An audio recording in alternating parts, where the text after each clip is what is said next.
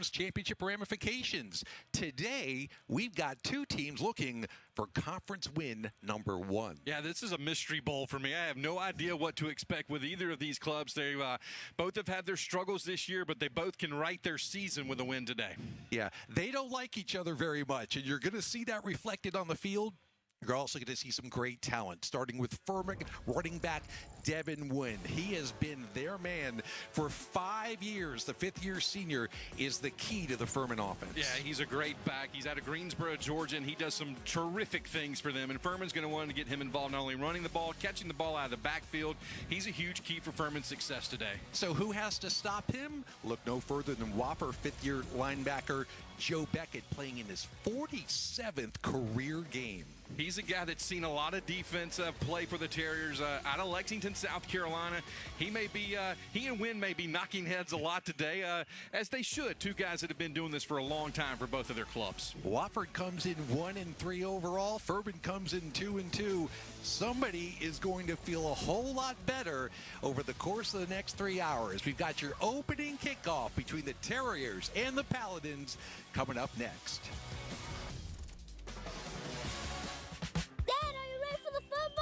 Why is that man wearing face paint? What's the e-ticket? Can we get popcorn? Can we get funnel cake? Can we get ice cream? How many steps are there? What's offside? Why is that car a trough? How tall is that light? How tall is that? Can we come again? We sure can. Football season, the best time of year, no question.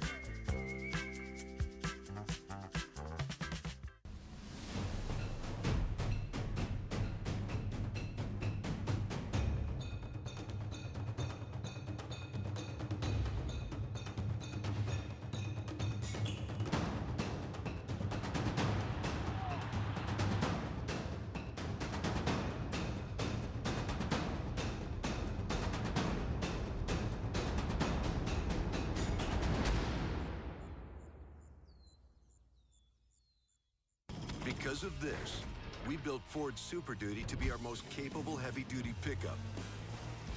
Because of this, we gave the all-new 2021 F-150 an available 12-inch touchscreen.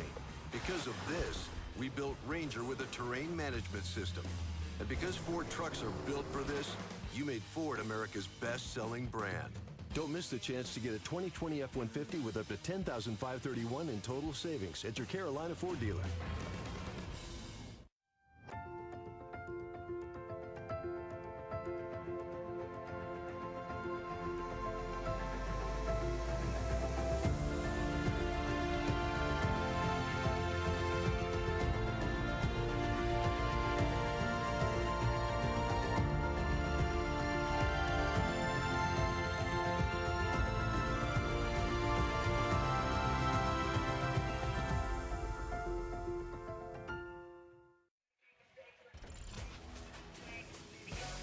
And welcome back, everybody. The presenting sponsor of Southern Conference football on ESPN Plus is Pinnacle Hospitality. It's a blustery 73-degree afternoon here in Spartanburg, South Carolina. Lots of rain, Tom Henson, over the past 24 to 48 hours. But again, the nicest and best draining field in the entire Southern Conference looks pretty good today. Yeah, one of the only two institutions in the league that still have grass fields. And this area has seen about 5.5 inches of rain this week. And the field's going to be a little sloppy. There's no way it could have drained completely, and so some evaporation is going to be happening. We saw that at VMI, where you get a little humidity, and we'll keep an eye on the footing today, as both teams will have to deal with that. Jim Noble, Tom Henson up here in the booth. We've got Van Hip down on the sidelines. We'll be going to Van momentarily. You see the officials gathered on that block W, which could only be painted once because of the rain. You see how the W is a little bit lighter? That's a byproduct of all the weather we've been having. Walked on the field earlier today, and like you were saying, Tom, on the sidelines behind the benches, sure, it's awful wet. It's not bad in the middle of the field between the hash marks, but any little bit of moisture, and we saw a big play in the Wofford VMI game a couple of weeks ago in Lexington where a Wofford defensive back slipped down. A sure interception turned into a touchdown. So field conditions can be a issue as you take a look at Clay Hendricks, the Furman head coach. 27-20 in his 5th year in Greenville. He is 1-3 against the Wofford Terriers in his career. Yeah, Clay Hendricks is a guy that has really done a lot of great things for them. I mean, he came to Furman, back to Furman, I should say, after being at the Air Force Academy for years and years as an offensive line coach and offensive coordinator. Really like what Clay Hendricks does. He does things the right way. He's all about raising men to be good people and to get their degrees and to move on to great things. So he's in a bit of a tough spot right now after their start. Josh Conklin a bit of a tough spot after their start. We'll see which one comes out on top here today. You're getting a look at the Southern Conference Special Teams Player of the Week, at least his foot, Atkins Roberts, who sends that kickoff deep, and we are underway here in Spartanburg. Returning out across the 20 and being stopped as he hits the 22. That was DeJuan Bell on the return, so Furman will have it 1st and 10 from that point. And there was some talk that there might be a change at quarterback, and it appears it is. Tom, as Jace Wilson gets the start. You know, that's what a bye week enables you to do. You have a week to work on yourself. Furman did that. Jace Wilson gets his first start over the junior Hamp Sisson. They're trying to get their offense going. We'll see how this works. Wynn is the deep back. It'll be a quick flare out to DeLuca, and it's incomplete. A little pass out in the flat that DeLuca couldn't handle, and Furman goes incomplete on their first attempt. Anderson Tomlin, Jacob Johanning, Evan Jumper, Clark Daniel, Pearson Toomey, the offensive line, Devin Wynn and Devin Abrams, or the running back, of course, Jace Wilson at quarterback, and Ryan Miller is your tight end. That's a guy I think Furman has got to get more involved. He's one of the best tight ends, not only in the Southern Conference, but in the country. Doesn't matter who the quarterback is if you're going to drop easy passes like they just did on first down. Rolling out to his left, that's Wilson. And they're going to dump it out to the sideline. Short gainer there. That was Devin Wynn, who can run, who can catch, who can do a little bit of everything. First team All Southern Conference in the preseason, 27 career touchdowns. Furman's going no huddle, trying to get the tempo going. Yeah, it brings up 3rd and short here. Devin Wynn's a guy who, 5th-year senior out of Greensboro, Georgia, as we said in the open. He can do it all. He can catch the ball out of the backfield. He can run it. They've got some options here with 3rd and short. 3rd, and we'll call it a long one. Wynn is in the eye behind Wilson. It'll be Wynn. Picks his way through for the first down. Needed to get to the 33, got to about the 34, and Furman moves the chains. Brandon Mena, the freshman nose tackle, made the stop for Wofford. That's something Wofford has struggled with this year. That's getting off the field on 3rd down on defense, and then last week they had trouble just converting first downs. In fact, they didn't do it at all last week when they had the offensive side of the ball. So fresh set of downs, 1st and 10 Furman. Their opening drive of the game, no score here in Spartanburg, and the handoff again to Wynn, who cuts back across the grain and rumbles ahead for about 5. We saw that a couple of times with the Wofford defense early this year. After initial contact, Tom, they're letting the opposing running backs get a couple of extra yards. And that was a good, strong run by Wynn, finishing it off with a head of steam, getting some help there from the right side of his line. That's Daniel and Toomey. Furman doing a little bit of mixing and matching here. Little throw, little run, trying to keep the Wofford defense off balance, and so far they have. 2nd and 4. Wilson in the shotgun. Man in motion, back to his Wynn. It'll be a dive up the middle to Abrams, and not much there. Devin Abrams stopped by the middle of the Wofford defense, and that'll bring up another 3rd down. You get a lot of people saying, well, why you just run in between the tackles all the time? Well, you do that to set things up for later in the game. That play right there may be something they're trying to set something up for the 2nd quarter, the 4th quarter, and fake that play and then maybe get it outside to win or do something on a pass play. But this one now is a 3rd down play here where the Terriers got to get off the field on 3rd and 4. And if you're Furman, hey, you want to get some consistency and get some confidence in your offense, convert another 3rd down here. Furman converting it 40% this season on 3rd down. Wilson back to throw. Now he's going to pull it down and run, trying to get to the marker. Made one cut and gets the first down. Sidestepped, I believe that was Chuck Smith. and got out to the 45 and first down Furman. Here's another look. Yeah, great job that time by Wilson. Didn't see what he wanted and didn't force it. Didn't make a bad play. Made a man miss. Got the first down.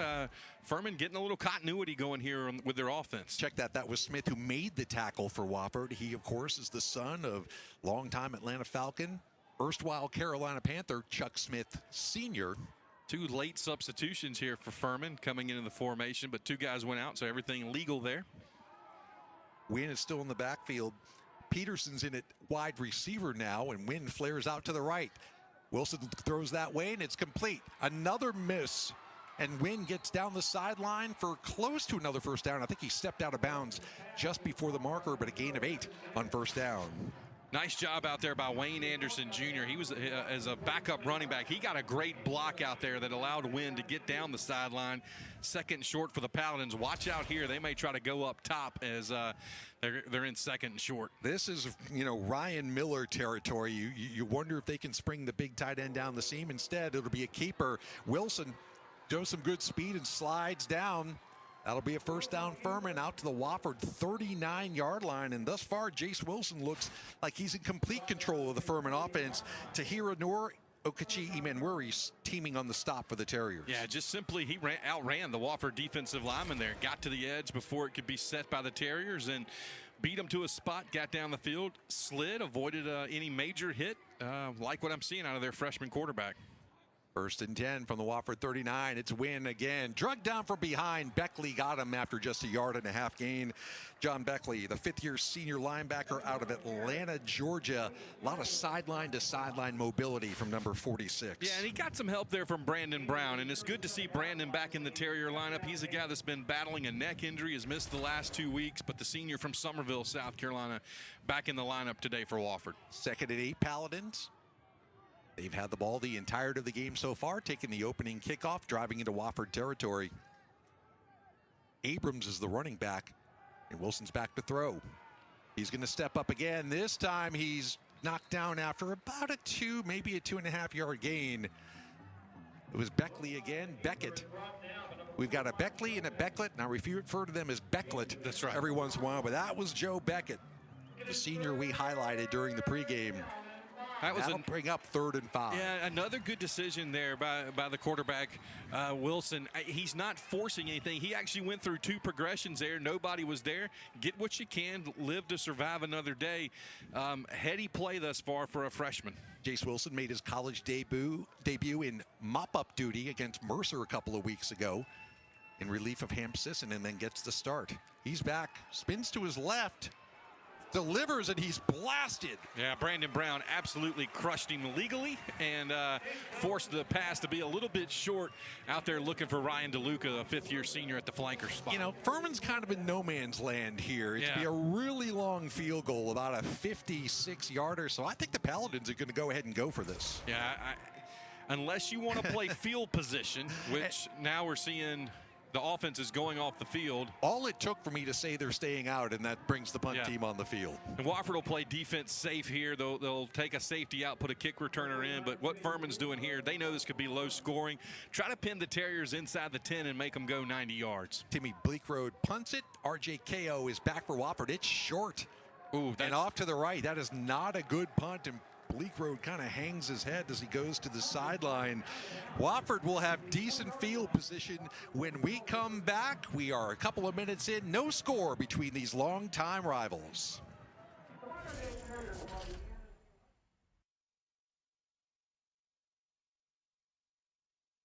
Today, let's paint with New Bear Dynasty so that you can be proud of your walls. Where's your furniture? Oh, we thought it distracted from the new Bear Dynasty paint color. Let me take your coats. Because Bear Dynasty only takes 1 coat. Bear Dynasty. Go ahead, throw your wine on it. What? Stain repellent. It's also scuff resistant. You're paying for that. Introducing Bear Dynasty, the best of Bear, exclusively at the Home Depot. It's your Uncle Cooper. Your SUV is a multi-purpose tool, like a corkscrew fish scaler. And that means your tires should be multi-purpose too. Like these Cooper rugged Treks. They're tough, but also run smooth as butter. And with dual sidewalls, It's like having a multi-tool that can look like a completely different multi-tool. Don't take that idea, by the way. I'm gonna patent it. Go with the Coopers. Cooper! Tiger fans, football is back and we are ready. New this season is a more delicious Coke Zero Sugar with a brand new look. Whether you're in the stands, at the tailgate, or in your living room, nothing goes better with football than Coca-Cola Zero Sugar. Go Tigers. The unstoppable spirit lives inside all of us. Don't let banking hold yours back. First Horizon's digital banking features give you the freedom to take care of business wherever you find yourself.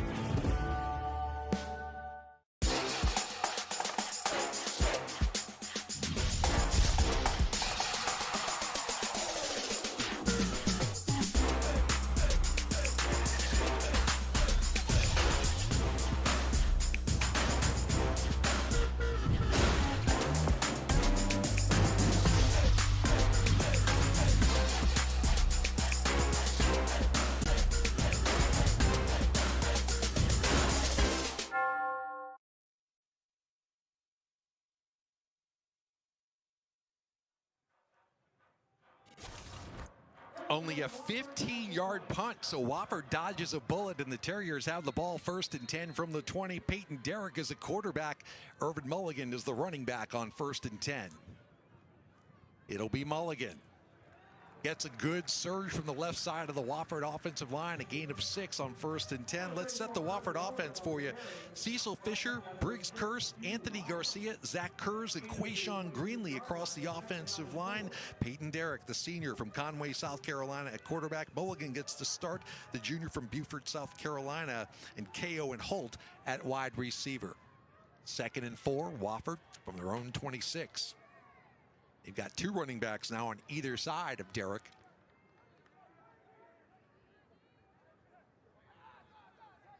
Changing the play at the line of scrimmage, it looks like. Terrier saw something there defensively.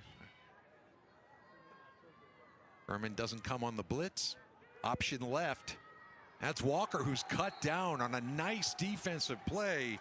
That is Travis Blackshear, of course, 2nd team preseason All-SoCon pick, making a nice play here, Tom. Yeah, he did a great job of shedding the would-be block by Terrier wide receiver Jim Welsh, and give Blackshear credit. He just made a play there and forced Wofford into a 3rd down, where the Terriers were abysmal last week in Johnson City, not converting 1 3rd down attempt.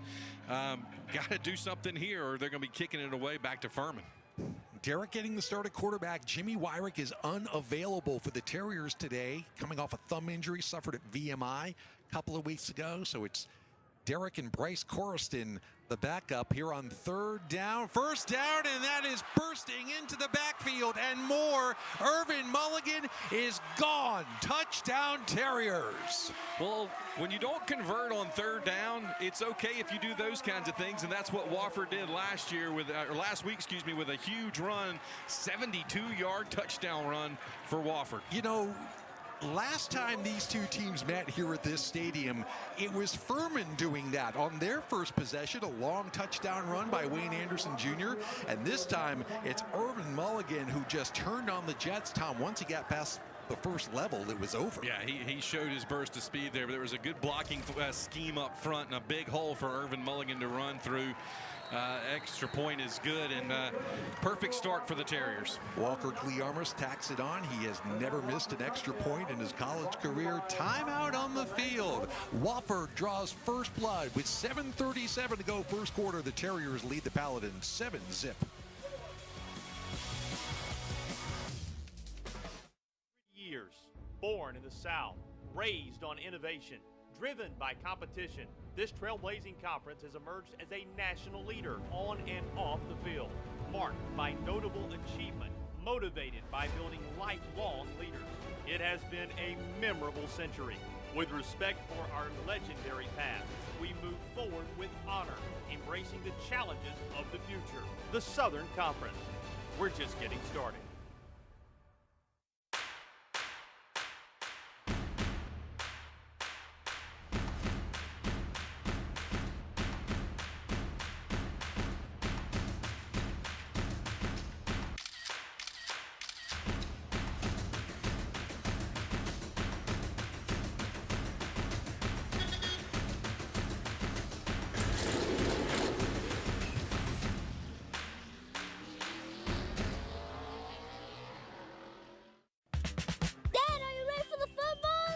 that man wearing face paint? What's the e-ticket? Can we get popcorn? Can we get funnel cake? Can we get ice cream? How many steps are there? What's offside? Why is that car a trough? How tall is that light? How cool is that? Can we come again? We sure can. Football season, the best time of year, no question.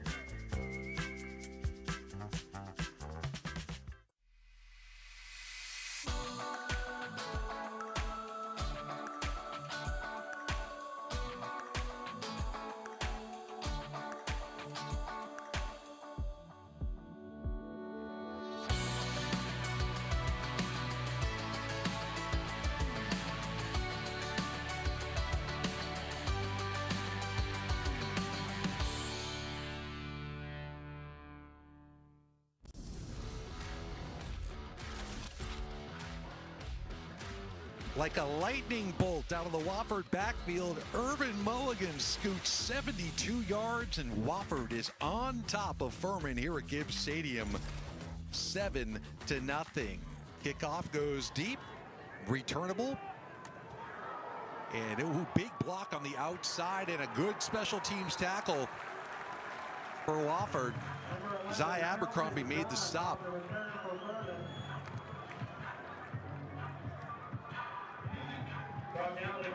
That was Kelton Gunn returning for Furman, and there you get a look, Tom, at big number 34, Wofford's leading rusher this season. Yeah, after that 72-yard run, that's providing the Terriers the spark they needed, and you can see it carrying over there on the defensive, or on the special teams side, stopping Furman short of the 25. Palins will see what they can do. Had a good drive last time, but it stalled once they kind of got inside the 35. You see the two backs on the left side of quarterback Jace Wilson. The give is to the second. Wofford collapses after about a 4-yard gain. That was Wynn. Devin Wynn. Devin Wynn's a guy, he can carry the ball 30 times if you want him to. I mean, he's been through the Southern Conference wars. He knows what's going on. Wynn had 15 rushes and 56 yards in the last game between these two teams, which came back in 2019. It seems like eons ago. Yeah. It's funny, 5 of the last 7 games of this series have been played here in Spartanburg. Last spring's meeting at Furman was canceled because of COVID problems within the Wofford program. Oh, what a catch! Oh, he didn't hold on to it, didn't complete the catch. Incomplete. Joshua Harris reached back, and I thought he had hauled in the pass from Wilson, but it was broken up by Donovan Anderson. I really thought that was close to a spectacular grab. That was almost an amazing catch by Harris out there. Reaching back behind him. Ball was not necessarily thrown where he wanted it, but Harris reached back with that one hand and couldn't quite secure it because of the defense. Joshua Harris, freshman out of Noonan, Georgia. Yeah, Donovan Anderson didn't give up on that play, kept swiping at the football, finally knocked it loose. Furman is faced with a 3rd and 6 from their own 25. Wilson back to pass. He's got plenty of time. Right sideline, and it's incomplete. He was looking for Ryan Miller, and Wofford holds Furman on their second possession. Yeah, they ran little rub routes there. Guys crossing right at the line of scrimmage and tried to throw a back shoulder throw there to the far sideline in front of the Furman bench, and it was just too far outside, and threw it out of bounds. Really didn't give Miller a chance to catch that ball. So a 3-and-out after a Wofford quick strike touchdown drive is just what the Terriers wanted to see. We'll see if Timmy Bleekrode can get off a better punt than he did a moment ago. A 15-yarder. RJ Ko is deep. Play clock still had plenty of time on it, so we'll have to see what the stoppage is all about. It's like there was something on the field over there on the Furman sideline around the 35-yard line. So the official blew it through whatever it was back onto their sideline, and now we're ready. Bleekrode at his own 10-yard line. KO with his heels on about the Wofford 33, awaiting this punt. Low snap, handles it well, and that's a much, much better kick end over end. And KO gets by 2-man. Another move across the 40, 50. RJ Ko 30, 20. He's going to run out of angle and knocked out of bounds deep in Furman territory. He made 5 or 6 Paladins miss on that one. Yeah, Seth Johnson was the guy who saved the touchdown. He was one of the up men in the punt formation and was able to shove KO out of bounds. But we talked about special teams possibly being big, and there you see it with RJ KO making a couple of guys miss. That's just bad arm tackling attempts by Furman, and KO's got speed. Wofford's now set up in great position here on the Furman 20, knocking on the door again. A 50-yard punt return from RJ KO, and here comes here comes Wofford. 1st and 10 in the red zone at the Furman 20.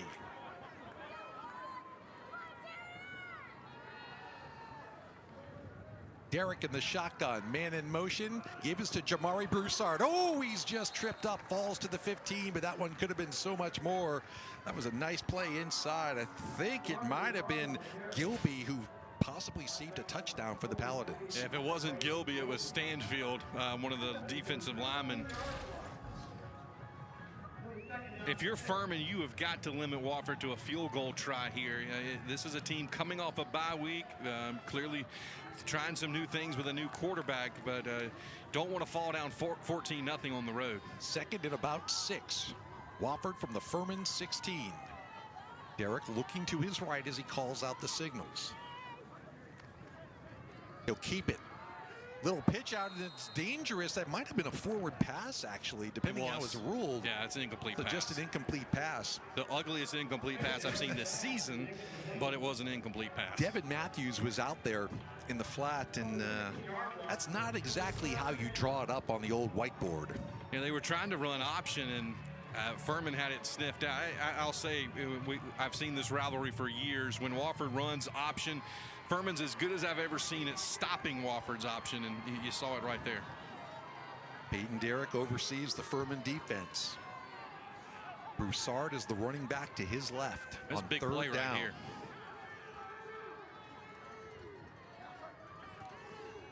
Going to be Broussard. 10, trying to break through. He's got the 1st down. Inside the 10 to the 8, and a fresh set of downs for Wofford deep in Furman territory. That one was good point of attack blocking, but then it was all Jamari Broussard as Hugh Ryan finally brought him down. You know, and what I'm seeing right now is Wofford is being more physical than Furman. The Terriers are winning at the line of scrimmage, particularly when Wofford has the football. I'm not used to seeing that. Furman historically is a very physical team, and it will match you with that physicality. But right now, the Terriers have that advantage. 1st and goal, Wofford from the 8.5-yard line, we'll call it. Broussard stays in the backfield, and he's got it and immediately swallowed up. There's some of that physicality. Literally and figuratively by number 56, Cameron Coleman, the junior out of Elizabethton, Tennessee. Never gave that play a chance. Nice. 6'3", 304, and he moved like a lightning bolt right there. What a nice job by the big nose guard Coleman, stopping that play before it even got started. He's huge for Furman's defense. Missed the last 2 games due to injury. You know, the bye week did him a world of good.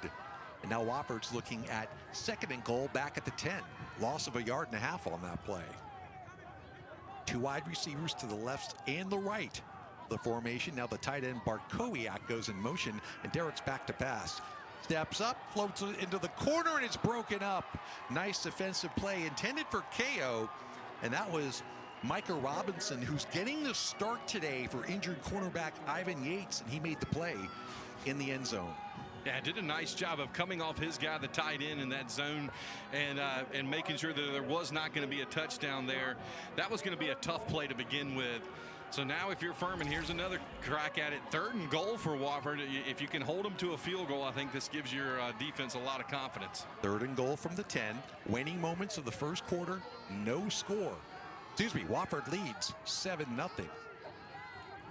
Derek rolling out. Now looking to throw back to his right. He's just got to throw this one away. Did he get out of the tackle box? Yeah, applying the pressure. A couple of linebackers. Gilby was in there for Furman, some others, and Wofford's going to have to settle for 3 here. I I don't know that he ever got out of the tackle box. We don't have a camera that shoots that way, but some Furman coaches looked upset, and they may have had a valid point for intentional grounding. Walker Glearmus is on the kick.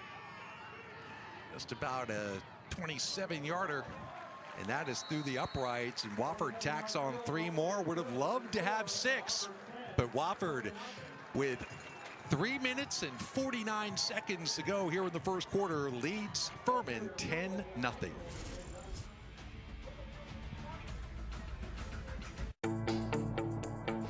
Today's pros need today's tools, and nobody understands that better than the Home Depot.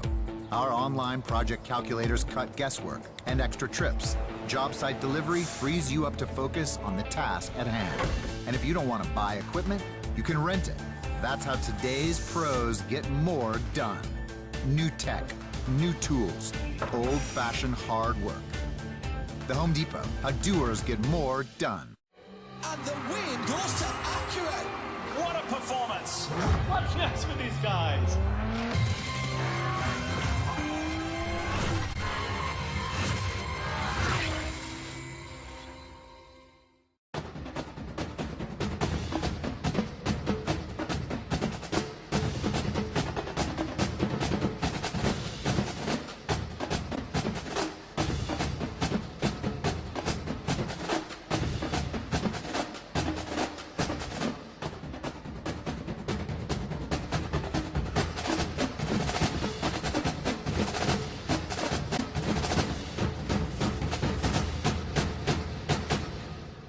You know, if we take that wrapper back to the store, it can be recycled into other stuff. Well, I want my wrapper to be a hang glider! How about a park bench? Dad, you need to think bigger. Recycle your specially marked Crunchy Bar wrappers in store now.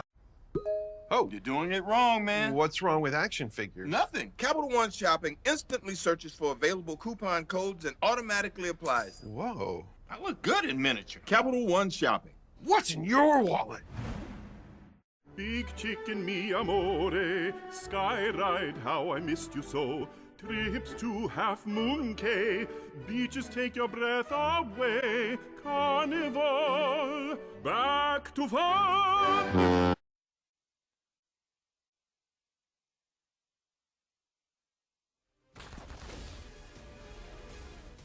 And welcome back. We're going to go down to the field in just a second after this kickoff to our field reporter Van Hip. Atkins Roberts teeing off from the 35. Short kick, Bell and Anderson back there for Furman. And it is going to be Bell. A lot of hesitation in that return. I think the up back thought he was going to call for a fair catch, and he didn't, and Furman's going to start at their own 15. All right, down to the field, and the third member of our team, welcome in Van Hip. Jim and Tom, let me tell you, the Terriers and the Paladins both have their backs up against the wall in the Southern Conference. The Paladins on a 2-loss streak, the Terriers on a 3rd-loss streak. But what I'm seeing in this game thus far is the Terriers are playing with an intensity on that offensive line that I have not seen the first 4 games. All 6'3", 299 pounds a man are opening up holes and playing better than they have to this point of the year. All right, Van, that's a very good point about the Wofford offensive line. Now the Furman offensive line is going to try to make something happen, and they do here on first down. Yeah, Devin Wynn with a 10-yard run there, first down pickup on that play. Furman's first drive looked really good, very balanced. Second drive went 3 and out. We'll see what kind of adjustments they've made now, trailing by 10 here, under 3:15 to play first quarter. John Beckley once again on the stop, and now Furman has slowed down the tempo a little bit, and I wonder if that's a accommodation for a freshman quarterback, Jace Wilson. They tried to go fast and look good in that first drive, as you said, but now it's Wynn and Abrams, the running backs, and Wilson is back to pass quickly out to the front, and that's funny. That was incomplete, and neither DeLuca nor Harris seemed to know the ball was coming their way. Yeah, it looked like maybe DeLuca was going to be blocking for Harris or vice versa, but neither one of them are in position to catch that. This is an offense that has no one on the same page right now, and you can afford that type of play on 1st and 10, but you keep digging yourself holes, and it creates a very frustrating situation for Furman's players, their coaches, certainly their fans. The Paladins last in the Southern Conference in scoring offense at only 16.2 points a game. Here, Little pitch and going nowhere. In fact, losing a few is going to be Abrams. And how about the play? Rhett Russell was there, Camden Gray as well for Wofford, and it brings up 3rd and long. Yeah, it'll be 3rd and 11. Lost 1 yard on that play. Wofford set the edge and never allowed Furman to really get out there and do anything with it. Wilson, did what he was supposed to do on the play, but Wofford defended it better than Furman executed it. Wofford, by the way, playing without Michael Mason, first team All-SoCon selection at defensive end, has missed the last 2 games due to a knee problem. Still leads Wofford with 2.5 sacks, and it's a passing situation here. Wilson rolls out to his right. That's going to be complete to Miller, but far short of first down yardage. Wrapped up nicely by John Michael DiRoberto, and Furman forces Wofford to punt yet again. Excuse me, other way around. Wofford forces Furman to punt. DiRoberto had a nice game last week for Wofford against East Tennessee State.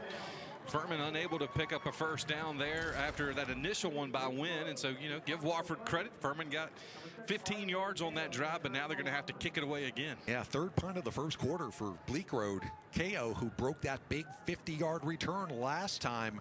See if he gets another opportunity here. That one's definitely returnable, and KO's got it at his own 30 and calls for the fair catch. Yeah. He may regret that one. He had more room on that one than on the one he broke for 50. It's 35 yards and no return. And Wofford once again set up in really good field position.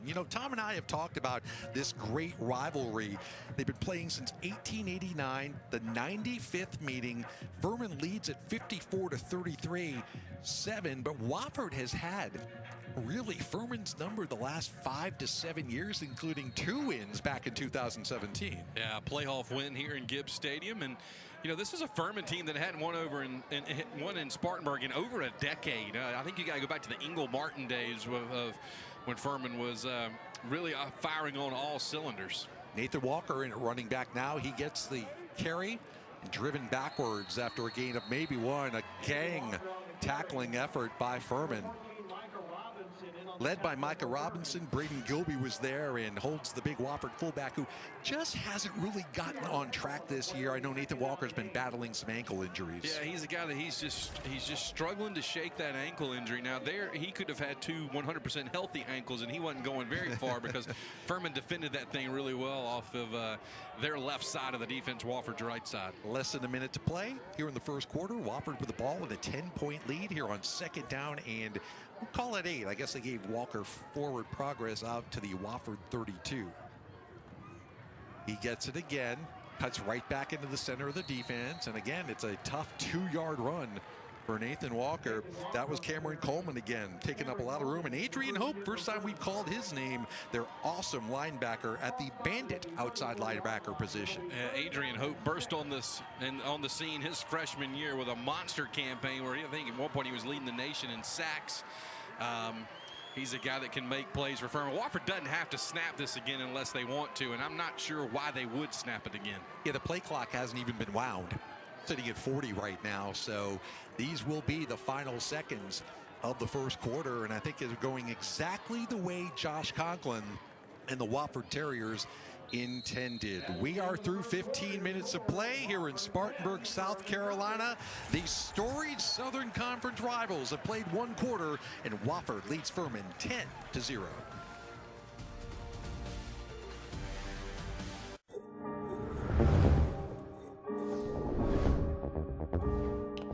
Feeling lost. Help? Do it, move. Put yourself out there. It's okay to be lost.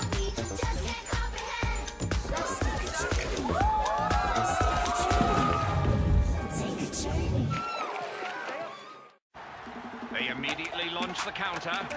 Oh, he's coming up the middle. The cross is on the mark. He hits him on the follow-up. Goal! Did you see that? Magnificent! Today we're in Carolina Beach, making a Twisted Tea drop. We're surprising real Twisted Tea fans who love the smooth and refreshing taste of Twisted Tea Hard Iced Tea. Get your own Twisted Tea drop. Keep it twisted. Peloton, come on, let's get this workout started.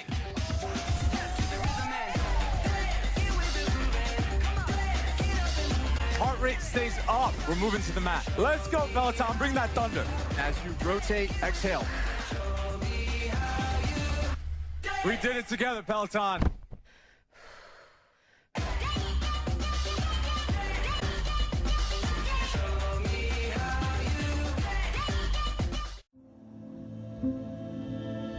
Crisis can happen unexpectedly to anyone, and though it may seem like a small barrier, a simple lock puts space between the thought and the trigger. Learn how securing your guns can help prevent suicide. Advancements in the medical field are giving nurses faster, more effective results than ever before. They should expect the same from their education, too. With FlexPath from Capella University, you can complete your RN to BSN program in 9 months and under $10,000. Set your own deadlines and leverage your experience to move at a pace that works best for you. Capella University. Don't just learn, learn smarter.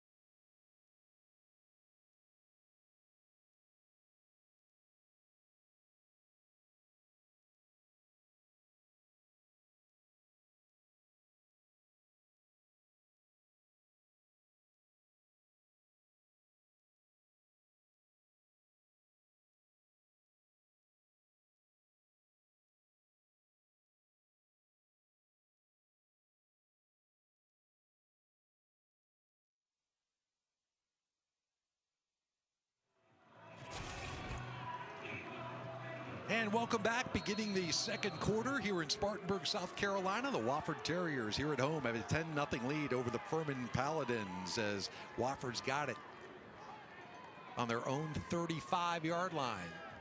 Third down, Derek back to pass, breaks free but cannot complete it. Cannot get the first down, drugged down from behind. That was London Lewis. Big 6'4", 291-pound defensive tackle senior at St. Pius X out of Atlanta. Just a good open field tackle. If he doesn't make the play, it's a first down for Wofford. He's in for the injured star defensive end, Max Sachovka, who's out for the season with a knee injury, and that was a huge play there on third down.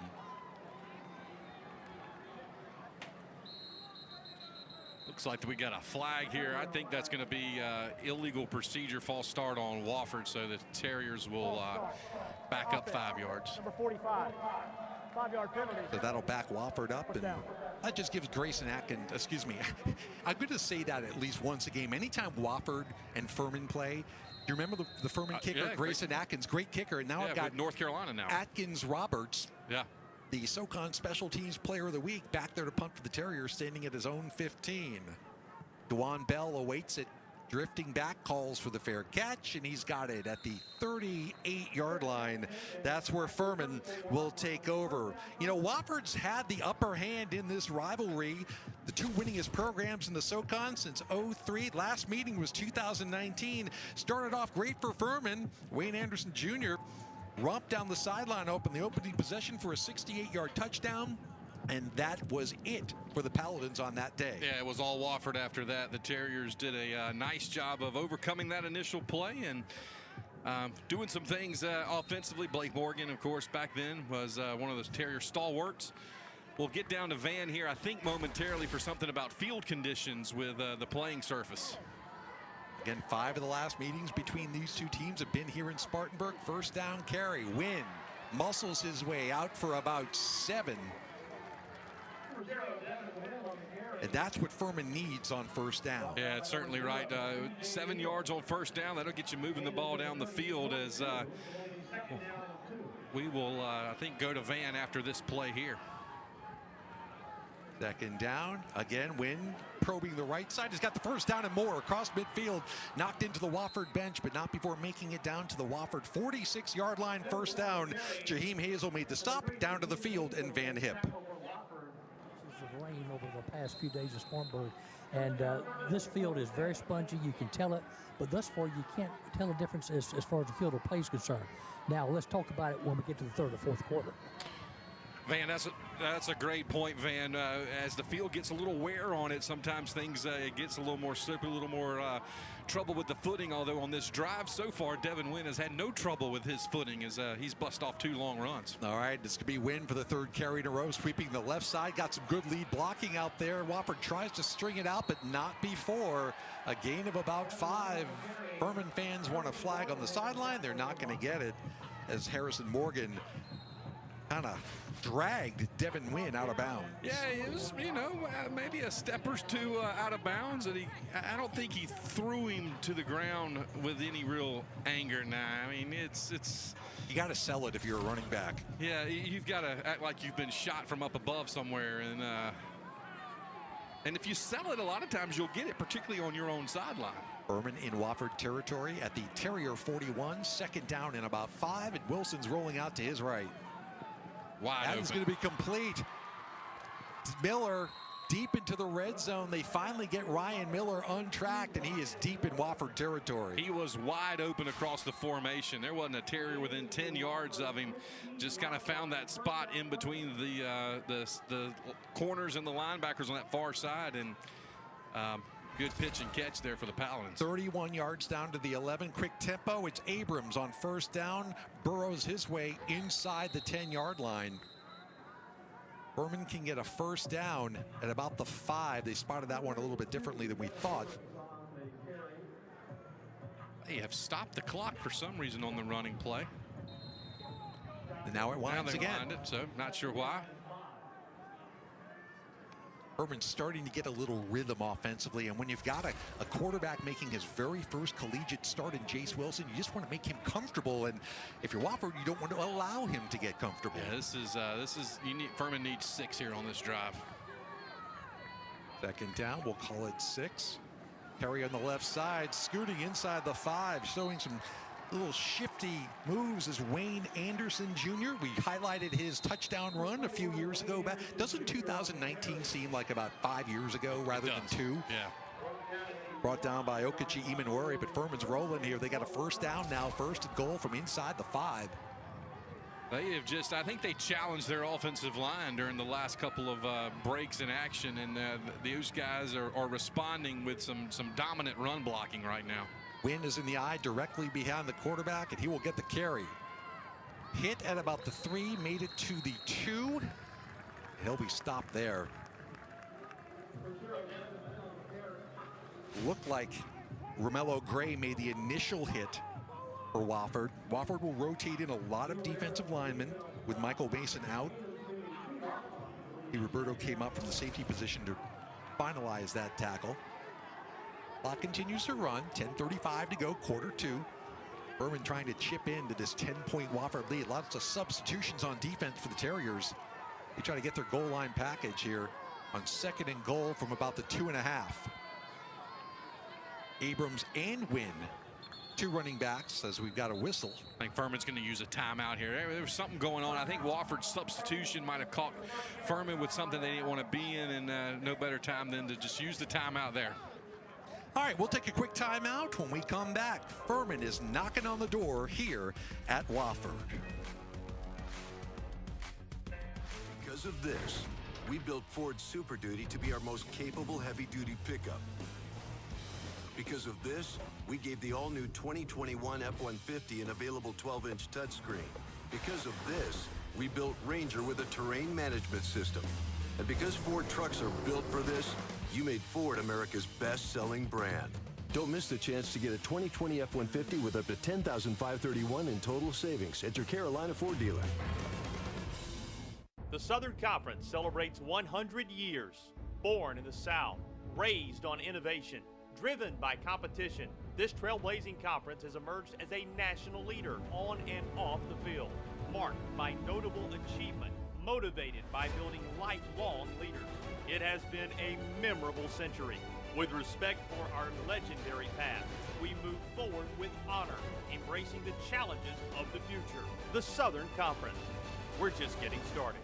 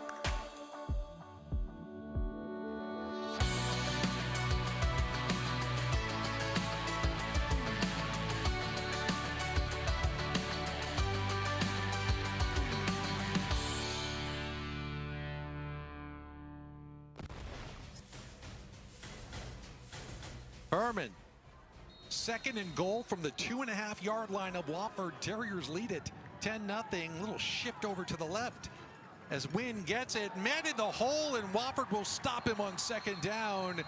I believe that was TJ Neal, who lets everybody know who made the initial hit. I'm going to say it was Tahir Anur. TJ was just taking the credit then. Yep, you're right. Anur got it. By the way, the Anurs, of course, 2 Anurs, Tahir and Amir, play for Wofford. Akil, a former Furman Paladin, who is sitting on the Wofford side. I asked about that pregame, just so you know. 3rd and goal here. Can Wofford bow up again? Can Furman break through? Win. Goal line, touchdown Paladins. Devin Wynn from 2 yards out, and Furman, for the first time in what seems like forever, hits pay dirt. Yeah, it's their first touchdown since September 18th, where they scored against NC State. That game they lost in Raleigh 45-7. The week after that, they were limited to 1 field goal by Mercer, and of course didn't play last week. Paladins are right back in this football game after a very impressive drive. Jumper, Daniel Toomey, great push off the right side, and here's Timmy Bleekrode, who's 5 for 6 on PATs this year, trying to bring Furman within 3. Kick is up, and it is good. Furman says, don't forget about us. We got a ball game here in Spartanburg. 9 minutes, 32 seconds left in the first half. The Paladins still trail by 3.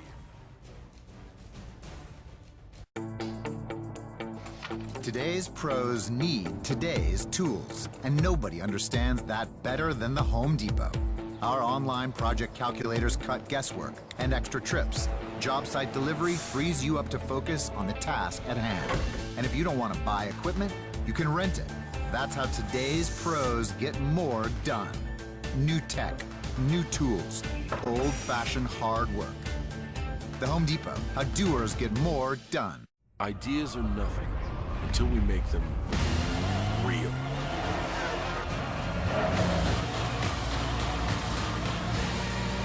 Honda, the power of dreams.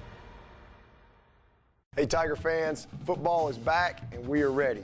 New this season is a more delicious Coke Zero Sugar with a brand new look. So while you're stocking up for the game, look for the QR code on Coca-Cola 12 and 24 packs. Scan the code to play along with the Tigers and win great prizes. Whether you're in the stands, at the tailgate, or in your living room, nothing goes better with football than Coca-Cola and Coca-Cola Zero Sugar. Go Tigers. We loved our house, but it was time to move. So we used Rocket Mortgage to finance our next home. With less cats. When you need control over your home loan, Rocket can. Rocket.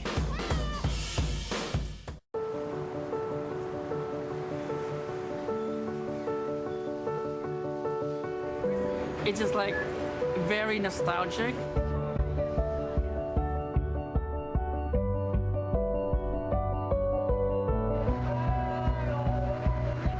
They mean a lot to me because they were part of my growth.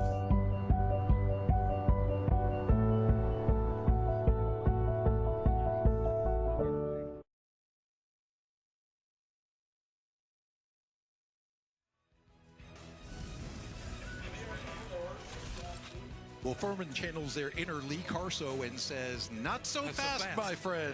Yeah. Devin Wynn, you see them talking to Devin Abrams, the two Devins getting together. The 2-yard touchdown plunge brings the Paladins back to within 3 at 10-7. Bleekrode with the kickoff. Amir Anur is back for Wofford. It's off the hands, and they will just down that in the end zone and get the ball 1st and 10. That thing was a 25. That was a cannonball that he just can't. That thing didn't get more than probably 10 feet off the ground, and it had some heat on it too. Hey, for the Paladins, that touchdown has to be a huge, huge boost. Remember, they've been held under 100 yards rushing 4 of their last 7 games. The second worst offense in SoCon, 336 total yards per game. You know who's got the worst offense in the SoCon in terms of total yards? Wofford, as we send it down to Van Hip. Yeah, I'm going to give that Paladin touchdown to the coach, Clay Hendricks, on the offensive line. You know, Coach Hendricks actually coached the offensive line for the Air Force Academy and played offensive line at Furman before he became the head coach. But and what I mean is this. Our starter on the defensive line came out on that third down because he lost his shoe. We put in a backup, and that's exactly where Coach Hendricks had Furman go in for the touchdown. Well, now it's the Furman defense van that's playing inspired football as Jamari Broussard has absolutely nowhere to go, swallowed up by the likes of London Lawrence, Stokes, and company. Yeah, football's just a game of adjustments and then adjusting to the adjustments and whatnot. And give Furman credit. They've responded to what Wofford's done on those first couple of drives. They've tightened some things up defensively. I think they've shifted a little bit on the defensive line, and Wofford's struggling to move the ball again. Now Mulligan's back in. He got the 72-yard touchdown romp back in the first quarter for Wofford's only touchdown. Fake to him. Derek over the middle. It's complete. Slicing through and making a tough catch in traffic is Alec Holt for the Wofford first down. That is you got to be brave as a wide receiver to do that. Even in these days of targeting, Alec Holt goes across the middle. Well thrown ball that time by Peyton Derrick. And Holt hangs on to it for a first down for the Terriers. It looked like Blackshear and Clay actually ran into each other a little bit. Both might have had an angle on that ball, but instead it's a first down completion, and the Terriers have it first and 10, now out at their 37-yard line. Mulligan to the right of Derrick. Low snap, he fields it. Quick pass, and it's over the outstretched hands of Holt. Incomplete. I think the low snap messed up the timing on that play. It just is a little bit of a delay there, and the quarterback probably rushes to throw a little bit due to the timing and caused an incompletion. Wofford's going to bring in their big running tight end, Anthony Craig. Kobe, number 83. Not a threat to burst down the field and catch a long one, but boy, is he a heck of a blocker. He was 6'4", 260, senior out of Norfolk, Virginia. Got him lined up, kind of a tight end to the right here on 2nd and 10. And in motion is Vernon. Again, Derrick pulls it down. The pass is behind him, but complete. Off to the races. Touchdown Terriers. That is Devin Matthews. What a catch by Devin Matthews. Ball was behind him. He reaches back with one hand and snares it and takes it into the end zone for a Wofford touchdown. Furman had that thing well defended, but what an athletic play by Devin Matthews, the transfer from the Naval Academy. 63 yards on the hookup. Wofford has gone 72 by land, 63 by air. And they are out to a 16-7 lead pending the extra point attempt here. Walker Gliarmis has never missed a college PAT attempt, and that remains the case. Timeout on the field. 7:57 to go, second quarter. Wofford stretches their lead back to 10.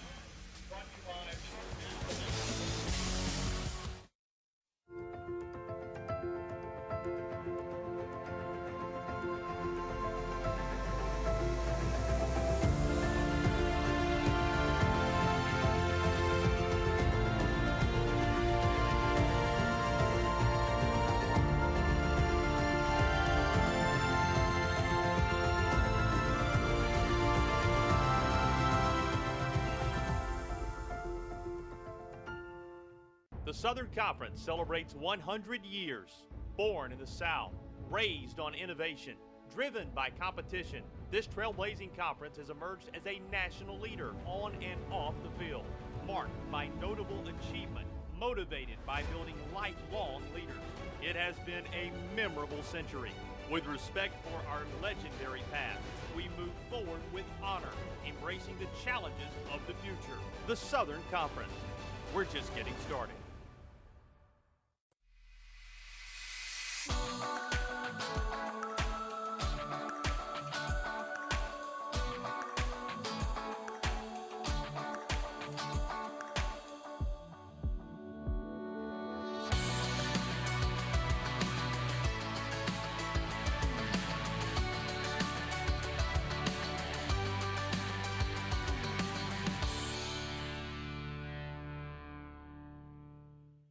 Because of this, we built Ford Super Duty to be our most capable heavy-duty pickup.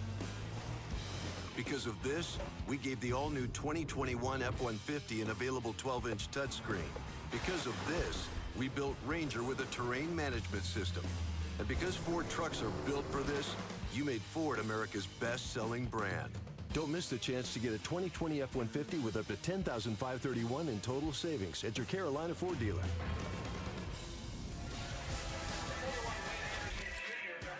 Southern Conference football brought to you by Pinnacle Hospitality, and the air proving hospitable to the Wofford Terriers thus far. Yeah, and that ball was thrown behind Devin Matthews, and if it's thrown in front of him, Furman makes a tackle. It just is an unfortunate break for Furman and a great play by the Terriers and Devin Matthews to take the lead back to 10.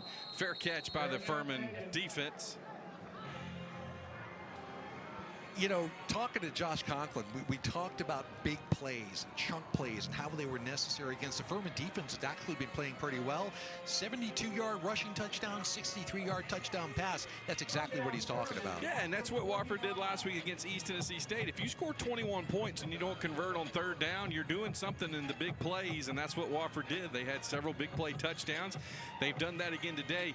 And just when the Paladins, I thought, had gained so much momentum with a score on a nice drive, had cut the thing to 10-7, starting to feel good about themselves, then Wofford hits them with another big play, and it's back to 17-7. Let's see how Furman responds. Chase Wilson has gone the whole way thus far in the first half at quarterback, his first college start, and he is back to pass. Long and complete, and DeLuca with a catch and a spin. He's free down the sideline before being knocked out of bounds by Donovan Anderson in Wofford territory. So Furman with the answer on first down. Yeah, DeLuca, the fifth-year senior out of Fort Mill, did a nice job of catching a well-thrown ball by Wilson, and then two Terrier defenders collided into each other, and that allowed DeLuca to get loose down the sideline. 33 yards on the completion. Furman is cooking on the Wofford side of the 50. This time the pass goes to the left, and it is short-hopped by Wilson. That is looking for Anderson. That is a long throw from the near hash to the far numbers, and you've really got to get yourself, your throwing mechanics have to be pinpoint to get that thing all the way over there, and that one was a little bit short.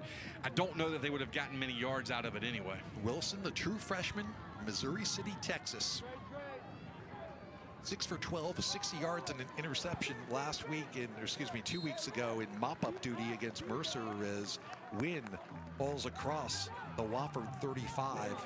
It'll bring up third and long for Furman. Cameron Woolery made the stop for the Terriers. Devin Wynn is one of those guys, you know, every school has him. He seems like he's been playing for Furman since the early 2000s. It's just, and typically you said that out of respect. It's because he's such a good football player. It just seems like he's been there forever. All right, 3rd and 7. Terriers are going to use a timeout. They didn't like their look against that Furman defense. Yeah, Furman came out kind of a spread formation. It certainly gives us some time to talk about what Clay Hendricks and Josh Conklin are looking for their two teams. You know, Tom, you and I talk to coaches every week, and the one thing Conklin said, you got to execute better on key plays. Let's face it, Wofford dominated the numbers a couple of weeks ago against VMI, but key plays gave the Keydets a well-earned win up in Lexington. And then last week, it was kind of the reverse at ETSU. ETSU dominates all the numbers, but Wofford's with one score away late, and it just shows you a play here, a play there, doesn't matter what half it happens, it can turn the tide. Yeah, I think that's what the Terriers are trying to get straightened out, and you know, they've struggled on third down defensively, and today Furman's converting at a 50% clip, which makes this play important. Again, Paladins trying to answer the Terrier score. Yeah, Wofford has allowed third down conversion of 47% this year. They got a chance here, and it's going to be Wynn sweeping left, and that's too easy. First down and more for Devin Wynn as he rumbles inside the 15-yard line. Big gain for Wynn before Beckett could haul him down. He ran over a Terrier at about the 25. It might have been Zai Abercrombie who went to make the tackle, and Wynn just kept those big legs churning, and he flat trucked him and picked up an extra, maybe even 8-10 yards. 20 yards on 3rd and 7, and now Furman's in the red zone on first down. This time it is going to be Wynn to the right side, and hit by Eamon Worry, still falls forward before Beckley and Brown can wrap him up for sure. And boy, Devin Wynn is absolutely putting on a clinic here on this drive. Well, when a guy has a run like that and runs over somebody, you keep giving him the ball. I mean, you feed it to him left and right. We got an official timeout, got a Furman player down, and it is Wynn who might have taking a bit of a hard hit there. Hopefully he's okay. He's on one knee, which makes you think that he may just be gassed. First of all, may have gotten the wind knocked out of him. Devin Wynn, 28 career touchdowns now with the touchdown run earlier in this game. Fifth-year senior out of Greensboro Junior. Can catch the ball well too. I know we've seen him how many times during his career on a wheel route. Clay Hendricks and company really happy to face to put him out there to face Wofford. He's got good size. He's 6 foot 211. I don't know what he wants to do in his future, but I think if he wants to see about getting in an NFL camp, my guess is he'll have an opportunity because he can catch the ball, just like you said. And like you said, NFL size too. Yeah, That's a good size for a running back. Big difference. So you'd expect most of the running load with Wynn out to fall on Devin Abrams. They've also got Dominic Roberto, who's like a Devin Wynn clone at 5'11", 242. But the Paladins have it now second, and we'll call it 3 inside the 10. Wilson passes. Oh, it's incomplete. Oh, he had Abrams, and I think Abrams thought he had the ball tucked away, and it just popped out. I think he knocked the ball out of his own hands when he raised his leg to run with the football after catching it. That ball just shot out of there. Left thigh. He knocked it out of his own hands. Beautifully designed play. Oh, it would have been a touchdown. I mean, it was a walk-in touchdown. Good execution by Wilson. Just could not hang on to it, Abrams. So that changes things. Now it's 3rd and 3. I'd run that play again. 3rd and 3 from about the 7. This time it's an option left. Wilson cuts into the end zone. Did he stretch it across the line? He did. Touchdown, Furman. The freshman quarterback at his first collegiate start brings Furman, hopefully, from their standpoint, within 3 again. That was a hard hit he took, but that's a freshman who's wanting to get in the end zone right there. He's the guy that said, you know what, I got the start. I don't plan on giving it up.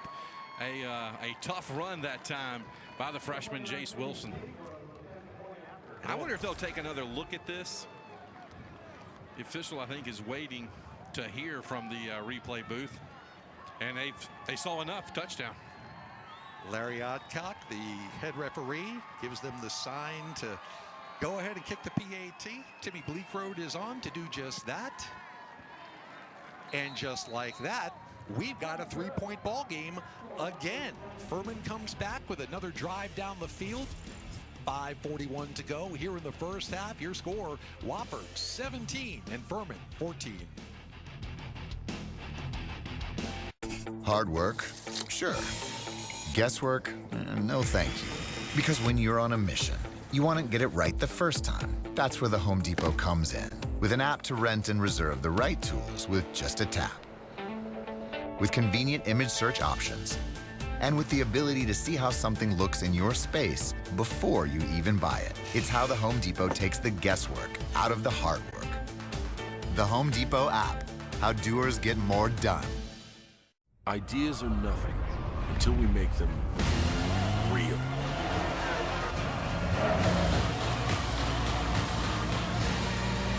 Honda, the power of dreams. Tiger fans, football is back and we are ready. New this season is a more delicious Coke Zero Sugar with a brand new look. Whether you're in the stands, at the tailgate, or in your living room, nothing goes better with football than Coca-Cola Zero Sugar. Go Tigers. Cleopatra was the most powerful woman in Egypt. But no one likes a diva, hun. Watching Prime Video, she realized rulers could give back. So she ordered some gifts with Prime. After that, it was more of a one team, one dream kind of vibe. Couldn't give up all the gold, though. Prime changed everything. Dad, you got a grandson now.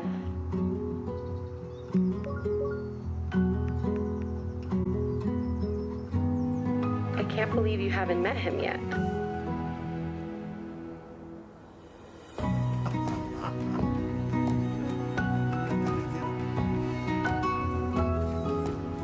When the beautifully made is out there, why buy boring?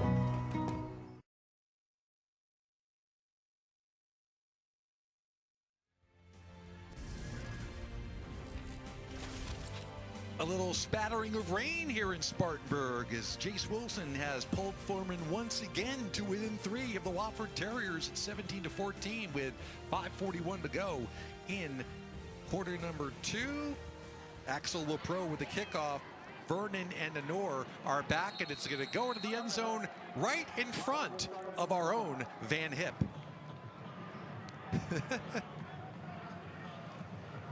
Yeah, Tom is right. It's starting to drizzle. It's starting to pick up a little more. And one thing you can't see are some dark clouds behind the stadium coming this way. But I got to tell you, on that last drive, we saw how fast, how quick the Paladin offensive line is.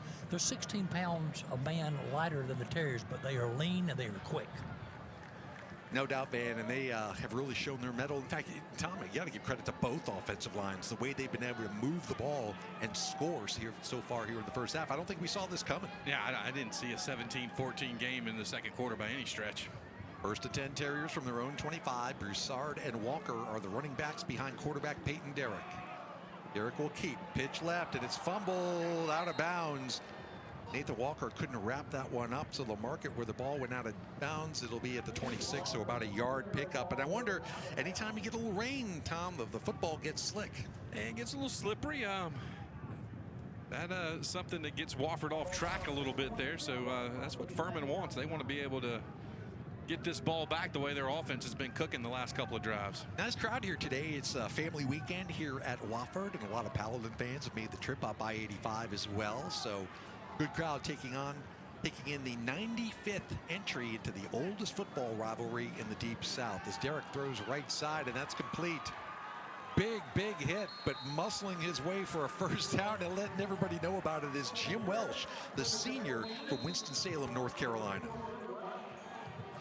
When you catch a ball in traffic like that, and it's a first down and a double clutch catch at that, you can stand up and point that you got a first down. Former walk-on, went to Woodbury Forest to do his prep school work, and then walked on here at Wofford and getting his chance to play as a senior. So the first down now has the Terriers out to the 37-yard line. First and 10.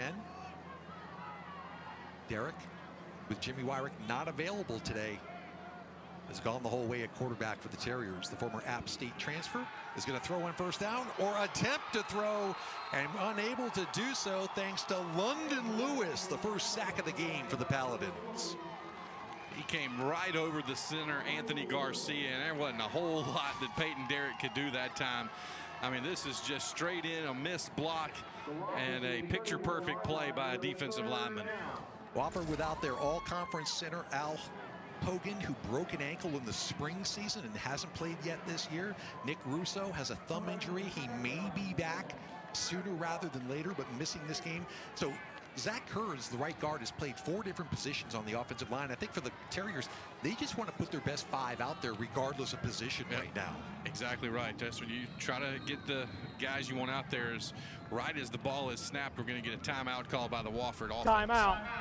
Wofford. It comes with 3:33 to go, so we'll keep it right here. And, these are the 2 winningest programs in the entire Southern Conference since 2003. Wofford with 83 wins, Furman with 73 wins. Until last year, they had combined for the last 4 conference titles. Wofford and Furman shared one in 2018. But Wofford went back-to-back 17, 18, and 19 before VMI broke that string with the spring championship this year. So this is uncharted territory. Usually this game is later in the year. Usually there's a lot more on the line in a different way because there's a lot on the line here today. Yeah, usually you're talking about a conference championship on the line. You're talking about playoffs. You're talking about possible seeding. But you're right, this is a game where both teams are just trying to get that first conference win. It's more important for Wofford. Wofford's 0-2 in the league. Furman's 0-1. Furman wins this one, and hey, they can make some noise. Wofford offense has got to stay on the field. They were on the field for only 21 minutes last week in their loss at ETSU. Derrick is going to hand it off, and not a whole lot there. Mulligan had a brief glimmer of hope before being drugged down, and now we're going to have a timeout taken by Furman. Smart play there by the Paladins and their head coach, Clay Hendricks. You've got Wofford in 3rd and long. You had 2 timeouts. Use one there. Stop the clock here with 3:23. You can get a stop on 3rd down. You'll get the ball back. So both teams will talk it over, and we talked about Clay Hendricks being 1-3 against Wofford. Coach Josh Conklin, who's down there in the middle of that Wofford huddle, is 1-1 versus Furman. And you know, these are two head coaches. The football legacy at both of these schools, a tough act to follow. Josh Conklin following Mike Ayers in 30 years here at Gibbs Stadium, and now named Mike Ayers Field. And of course, Clay Hendricks, that long line of Furman coaches. You could go back probably further back than Dick Sheridan and national championships and things like that. So when things don't start off really smooth, the relative fan bases tend to get a tad vocal. You know, Furman's got an excellent football tradition, long-standing member of the Southern Conference, first private school to ever win a national championship. They expect to win a lot of football games, and so this start is not resonating well in Furman country. Third down for Wofford. They're looking at about a 3rd and 13. And they will keep it with Derek, who fakes the pitch. Oh, and a late pitch and a good one. It won't be enough for the first down, but they got a big chunk of that back. That one was kind of out there. Holt. Yeah. He pitched it to the wide receiver, Holt. And again, this is not the old triple option that visiting fans might expect from Wofford. Yeah, as soon as the end committed to tackling Peyton Derrick, he flipped it away to Alec Holt, the wide receiver who was out there. You know, give Furman credit. They got the stop. They got what they wanted. They'll get the ball back here as Wofford's going to be forced to kick it away. Clock is under 3 minutes as Atkins Roberts is standing at his own 28. He will put a foot into it. It's high, but it's very short. That is going to bounce and die at right on the 30-yard line. So Furman will have good field position with 2 minutes and 38 seconds to go. Only a 27-yard punt by Roberts, and Furman's got a chance here late in the first half. Yeah, and if you're Furman, hey, you feel really good about this. You weathered the big punches Wofford threw at you early with the 10-0 lead. You've outscored Wofford since then, 14-7. Now you've got a crack here with 2:38, 1 timeout left. They'd love to get in position they'd love to score a touchdown, but at worst case, they'd love to see if they can get a field goal attempt. What do you make of Jace Sisson so far? Excuse me, Jace Wilson. I like Jace Wilson. I love what I've seen. I like his toughness. I like their game plan for him. They've given him easy throws, and there's an example of it right there. Miller out in the flat, but he is going to be thrown for a loss by Rhett Russell, who sniffed that play out and came up from the safety position. You know, if you're the Paladins, you want to see if you can get Devin Wynn back in there, and I think he is coming back onto the field. Check, I think Russell's lined up at linebacker right now. In for Harrison Morgan. So the clock continues to run to 10 at the moment as Furman looks at second and about 12. They'll run it. Wynn takes a hit and keeps on ticking. Wow, he is a tough running back. Hit after a gain of about 4 turns it into a gain of 7. Yeah, you don't bring him down on first contact. You don't bring him down with trying to shoulder him to the ground. He is a guy you have to wrap up and drive to the ground. Now here's a big 3rd down call for Furman. Wofford does have only 1 timeout left, so still for Furman trying to get some points here to end the half. 3rd and 4 from the Furman 36. Wilson back to throw, looking over the middle, nothing there. He's got to pull it down, and he'll be brought down. I don't know. Yeah, will go as a sack. Yeah, coverage sack there. Didn't make it past the line of scrimmage, so give the sack to Joe Beckett. And now Wofford's going to use a timeout with a minute 23 to go. Yeah, if you've only got that 1 left, use it. See if you can buy yourself some time here with a minute 23. Maybe you get a shank punt. They've done one of those. Wofford's done one of those. If Furman, if you block it or something like that. We saw a great punt return earlier from Wofford. So, make the game be played out here with a minute 23. Yeah, R.J. Kao ripped off a 50-yard punt return in the first half to set up the first Wofford touchdown. Excuse me, to set up a Wofford field goal later in the first quarter. And rain seems to have abated after that little tiny sprinkle we had about 10 minutes ago. Currently 75 degrees. Field holding up pretty nicely after 5.5 inches of rain over the last 48 hours here in the upstate of South Carolina. Timmy Bleekrode will try to boot it away. He's standing on his own 20. R.J. Kao back for Wofford deep. It's a line drive. Kao is going to field it over his shoulder at the 16. And great downfield coverage by the Furman special teams unit And Wofford is going to be backed up, and that very well may determine what the Terriers do or do not do in this final minute. Got a flag back here on the 37. It's thrown in a position where typically you would think holding on the return team, but hold everything. Our referee, Larry Adcock, and crew will discuss this one. Only the second penalty of the entire game after the 49-yard punt by Timmy Bleekrode. You know, the other thing this could do, if it's a 5-yard penalty, Furman could get a first down out of this, or at least have to measure. The sticks right now look like a pure 4th and 5. It was. I swear I thought it was 4.5 earlier. When they got stopped on 3rd down. So I'm gonna have to figure this one out. And I think the referees are going to come over and tell both coaches, are they going to go to replay on this? Try to figure out where to spot the ball, perhaps? I guess not. And the Wofford defense is going back on the field because they know the 5 yards will give Furman a first down. Wow. That's a costly mistake. And it looked like Wofford, they called Wofford for an illegal formation. It's a 5-yard penalty. 4th down. Oh, they're going to say it's 4th down. So it must be 4th and short. Wofford expecting Furman to go for it. I mean, it's 4th and inches. It might be 4th and inch. Yeah. Singular. That's how close those sticks are. You see them across the way, right at the 40-yard line of Furman. Now here, throw this wrinkle in here. If Wofford's able to stop Furman on this play, you've got great field position. And remember, the Terriers will get the ball to start the second half. Yeah, there is a certain risk reward here for the Paladins, but they show all signs. Now, will they just try to make the Terriers jump? You got to see that Wofford is ready for that. They get right on the ball in a hurry, and it's going to be a quarterback sneak.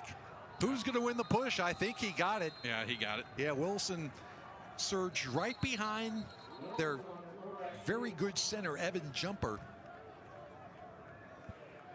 And unless I'm missing something, it should be a first down for the Paladins, but they might measure this. He didn't get the greatest spot in the world. Take another look here. This shot is not right down the line, so I don't think we would make a determination on it, but it was pretty much a stalemate in terms of both lines. The Wofford guys immediately signaled that it was their ball. What do you think? This is... I think he got it. Yeah, I think the nose of the ball is across the 40, and I think all he had to do was get to the 40. Again, from a Wofford fan perspective, that's a great spot. Furman did get it by the length of the football, so the risk there pays off with the reward of a first down, and now you got 1:06 and a timeout left, and if you're Furman, you want to make that penalty pay for Wofford. You want to make it hurt going into the break. All right, so a little drama here in the waning moments of half number 1. Wofford 17-14, a lead, but Furman trying to change that before halftime. Wilson rolls to his left.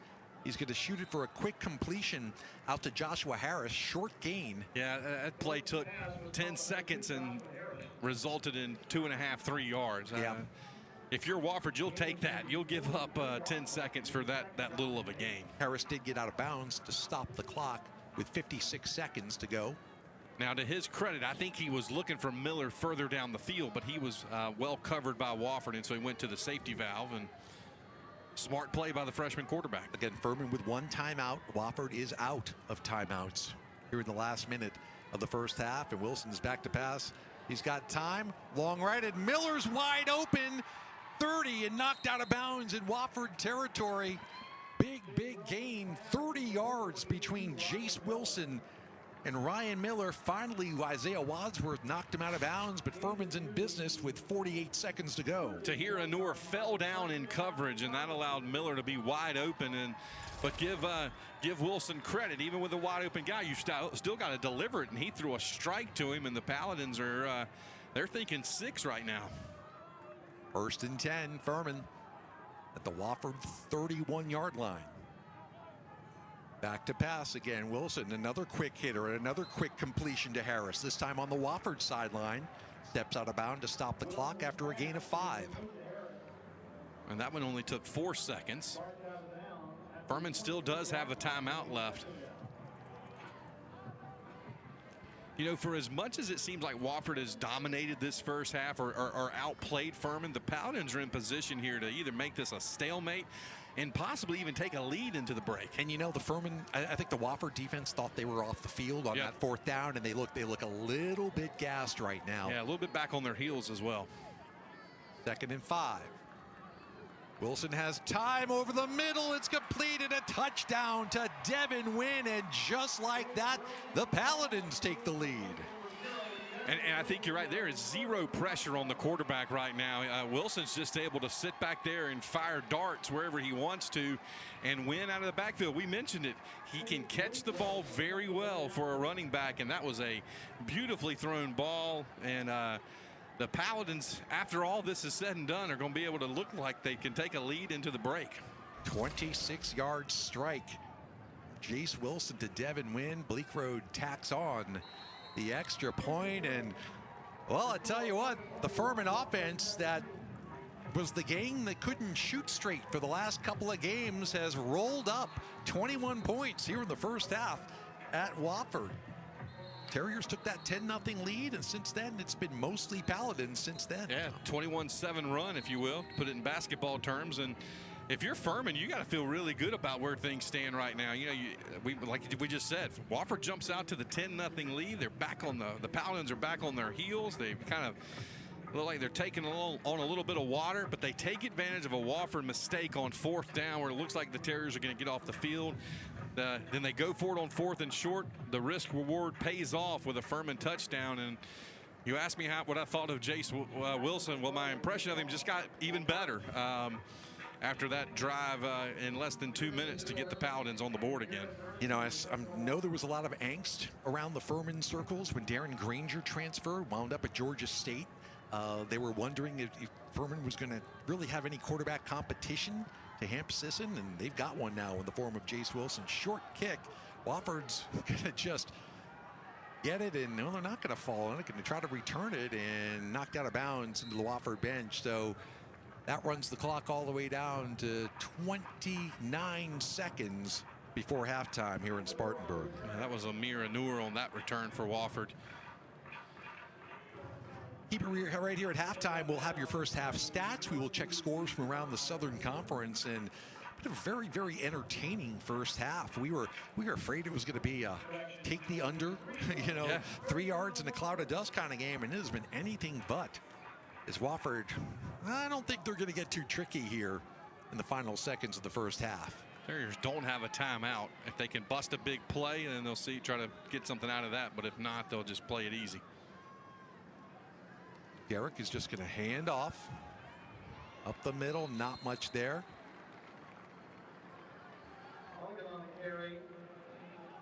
That was Irvin Mulligan.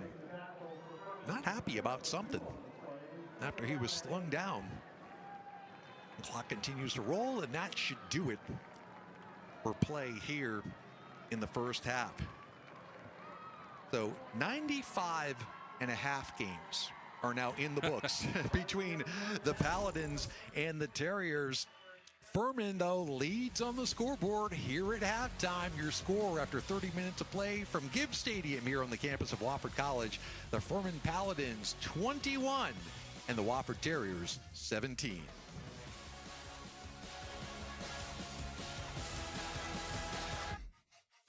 Pizza's here. When your family gathers around a shakaroni pizza from Papa John's, you're sharing our biggest, most foldable slices with extra cheese and pepperoni. But you're also sharing way more. You're sharing the chance to graduate college, 3 meals a day, and a safe place for kids to learn and grow. Because $1 from every shakaroni goes to charities people depend on.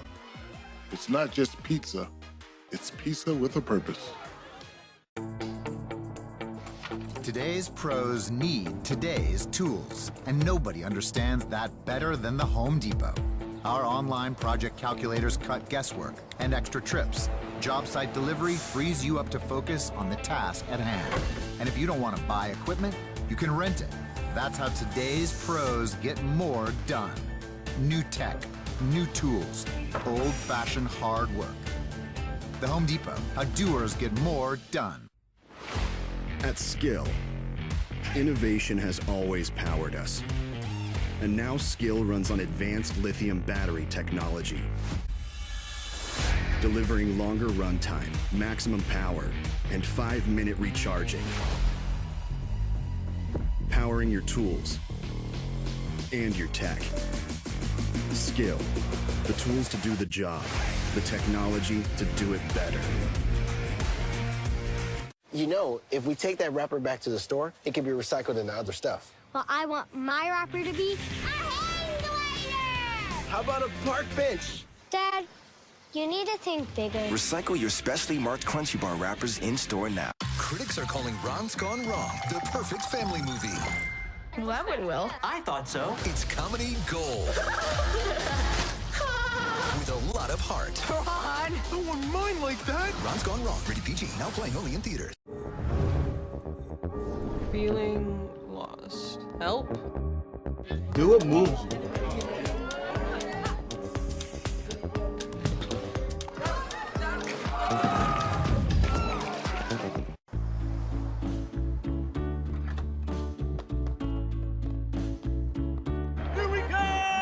Marathon has the fuel to keep your engine running at peak performance. Because you never know where life is going to take you. Peloton, come on, let's get this workout started.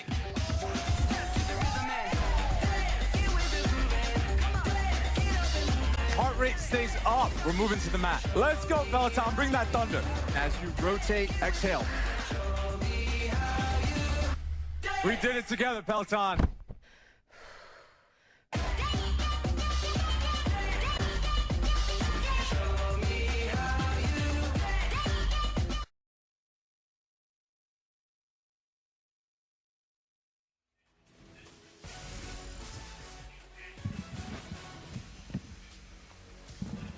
Back in Spartanburg, Furman leading Wofford 21-17 at the break. Some presentations there at halftime as the Terriers got out to a 10-0 lead, and Furman has outscored Wofford since then 21-7, and you can see why this game is so important. Both clubs looking for that first Southern Conference win. If you're Wofford, you really need it. I mean, you need a lot of help right now anyway. If you don't get this one today, it's almost impossible. If you're Furman, you're sitting at 0-1 in the league. If you win this one, you're right back in the Southern Conference race. You'll need some help. But you're in the thick of things with a win here today. I've heard this one described, Tom, as a fulcrum game. And as soon as I looked for my physics textbook, which I did not have on hand, by the way, I knew what everybody was talking about. You win, you're vaulted right back into the good feelings territory. You lose, and you're on the verge of, wow, this could get worse before it gets better. And you just don't want that to happen when you're just really in early October and you got a lot of football to be playing. Well, that's something we've talked about before, and we said last week, Wofford's losses to VMI, the loss last week to ETSU. What's the psyche of the team? If you can't come back and beat Furman today, then you really start to wonder what the psyche of the team is. And the same thing goes for Furman. If they come off a bye week and they're not able to beat Wofford, what does this do for the rest of their season? This is why coaches earn the money that they do, is trying to get their teams mentally prepared not only for this second half, but to handle the result of this game and move forward going to the latter stages of the season. When we come back, we will check some scores from around the Southern Conference, your first half statistics, and get you ready after a very entertaining first half. What awaits in half number 2? Furman leads Wofford at the break, 21-17. Today's pros need today's tools, and nobody understands that better than the Home Depot. Our online project calculators cut guesswork and extra trips. Job site delivery frees you up to focus on the task at hand. And if you don't want to buy equipment, you can rent it. That's how today's pros get more done. New tech, new tools, old-fashioned hard work. The Home Depot, how doers get more done. When I listen to my Sonos, I feel everything. I can't imagine cooking without Sonos in the kitchen. It literally makes the food taste better. It does make the food She's taste in there, better. she's stirring. When you hear the crowd, it's infectious. It's like we're at the game. I was sold with the theater setup because I'm a big movie fan, and Right. you want to be able to feel like you're there. It's just so simple. Helps you stay in the moment. I get rid of my couch before I get rid of my Sonos. Meet Tempo, the home gym with a built-in personal trainer. Tempo helps you maximize every workout with custom plans and real-time feedback on your form. Powered by 3D Vision, Tempo is the interactive technology that trains you. With thousands of workouts, including strength training to cardio, yoga, boxing, and more. Get ready to discover what you're truly capable of. Tempo. Find your strength. Critics are calling Ron's Gone Wrong the perfect family movie. Well, that went well. I thought so. It's comedy gold. With a lot of heart. Ron! No one mind like that! Ron's Gone Wrong. Rated PG. Now playing only in theaters. Well, it's got to be the Totino's Pizza Rolls, Mark. That's right. Hot, poppable, simply unstoppable. Oh! Can he? Will he? It's Totino's or game over. Buy Totino's to get bonus My Team in-game content. Ideas are nothing until we make them real. Even the best ideas take passion, perseverance, and determination. Everything we've ever done is nothing compared to what we imagine for the future. Harness the power of dreams. There's something I want to ask you. Oh, The new iPhone 13 Pro is here with the most advanced iPhone camera ever, and I got it at T-Mobile. I thought you were going to talk about forever. This is a value that lasts forever, because when you get the new iPhone at T-Mobile, trade-in value is locked in. So we can always have a new iPhone? Yes. So, what do you say? Switch to T-Mobile with me? Yes. We're going to T-Mobile! Fall in love with iPhone. Get it on us now and upgrade every 2 years forever. Only at T-Mobile.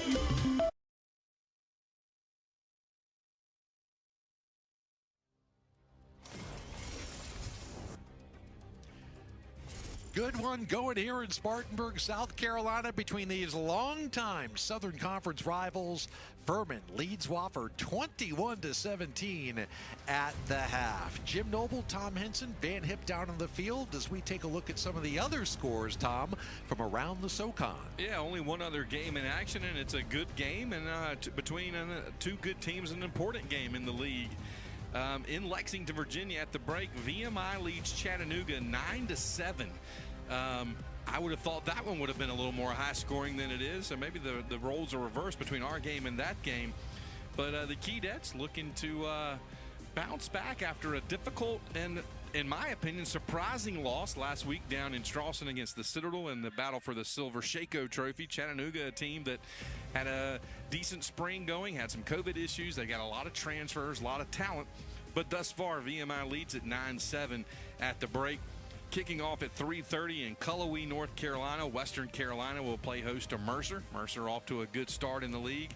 And then 4:30 this afternoon up in the mountains of East Tennessee, the ETSU Bucks will take on the Citadel Bulldogs. Citadel at 2-2. ETSU's at 5-0. They've got an SEC win over Vanderbilt. They knocked off Wofford last week. They've got an overtime win over Samford. They may be the cream of the crop in the SoCon, but the Citadel always gives you fits with their offense, so that'll be one that we'll keep an eye on. And as luck would have it for the Terriers, the team with the week off is Samford. That's Wofford's next opponent. So 2 straight weeks, the Terriers will face a team coming off of a bye. It'll be homecoming here next Saturday in Spartanburg. Furman, of course, will be at home next Saturday where they will take on the Citadel. That game will kick off at 6 o'clock for the Paladins and the Bulldogs. All right, when we come back, we will take a look at your first half stats. If you're a fan for offense, keep it tuned. If you're a defensive coach, look away because there are some pretty lofty numbers on the halftime statistics. We'll take you back to Gibbs Stadium. Get you ready for the second half of action right after this. Today, let's paint with New Bear Dynasty so that you can be proud of your walls. Where's your furniture? Oh, we thought it distracted from the new Bear Dynasty paint color. Let me take your coats. Because Bear Dynasty only takes one coat. Bear Dynasty. Go ahead, throw your wine on it. What?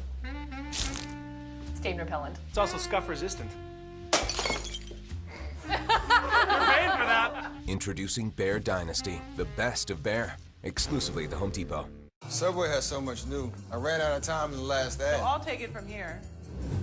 Sorry, Steph. Spokesperson refresh. Wait, what?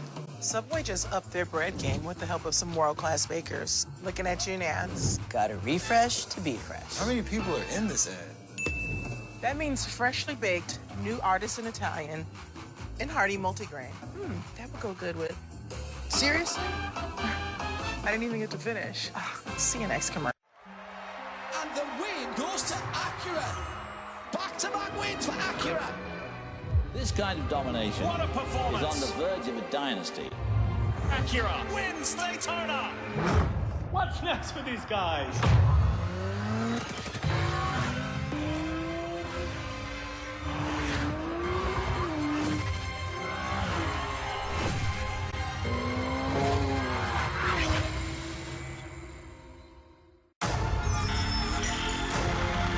Halloween comes early.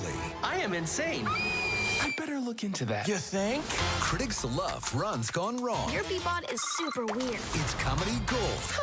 Creepy. A fun film for the whole family. I don't trust anything without a face. Ron's Gone Wrong. It's not meant to do that. Maybe turn it off and on again. Rated PG. Now playing only in theaters. Today, foodies everywhere are combining new ingredients with old favorites. That's why they're using Tony Chachere's famous Creole seasoning blends. They add big flavor to your favorite recipes, and that's worth sharing. Tony Chachere's makes everything taste great.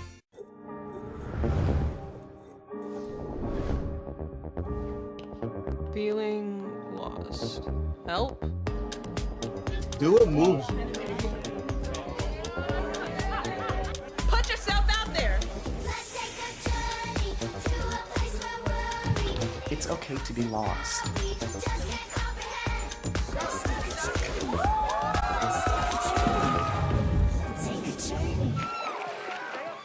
Getting your paycheck up to 2 days earlier is another reason banking with Capital One is an even easier decision than this. Which one are you going to open up first? That way!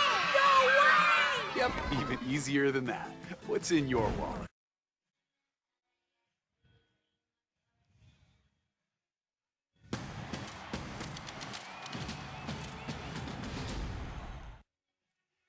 All right, for those of you who are expecting a defensive battle, don't listen to your game announcers. What do we know? Halftime here in Spartanburg.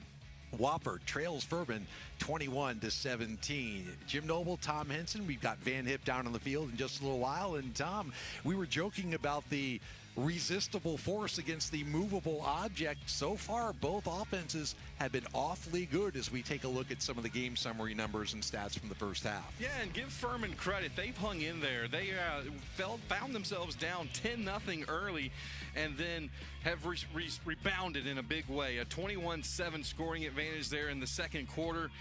Time of possession favors the Palins. Devin Wynn really having a nice day. 14 carries for 84 yards and a score. Irvin Mulligan for Wofford, 83 yards, but 72 of those came on that one scoring play. Wofford's got 2 scoring plays totaling 135 yards. Everything else has only resulted in 55 yards. If you're Furman, hey, stop the big plays and we'll get out of here with a win. If you're Wofford, still searching for that consistency on offense. Yeah, it's like Furman has ground out their drives. Wofford, the 2 quick strike plays, 2 scoring plays of more than 60 yards, 1 by air, 1 by land. Average yards per play, Wofford's averaging more than 8 yards in offensive play. Furman more than 6. You wonder what kind of defensive adjustments come in the second half. Well, I think one thing Wofford's got to do, they've got to get pressure on the quarterback. There's a freshman making his first start back there in Jace Wilson, and the Terriers have only hit him a couple of times. They got to figure out a way to get pressure on him because Furman has found some balance with him getting him out of the pocket, making some easy throws, but they've started letting him make some downfield throws, and he's making them.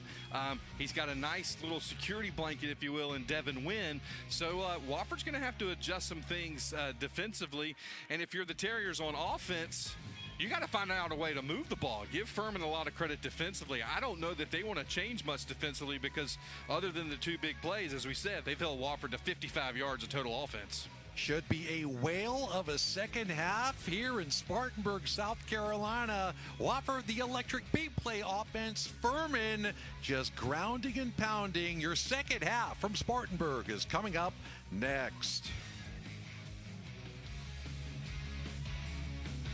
Today, let's paint with New Bear Dynasty so that you can be proud of your walls. Where's your furniture? Oh, we thought it distracted from the new Bear Dynasty paint color. Let me take your coats. Because Bear Dynasty only takes one coat. Bear Dynasty. Go ahead, throw your wine on it. What? Stain repellent. It's also scuff resistant. You're paying for that. Introducing Bear Dynasty, the best of Bear, exclusively at the Home Depot.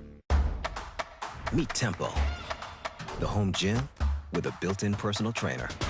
Tempo helps you maximize every workout with custom plans and real-time feedback on your form.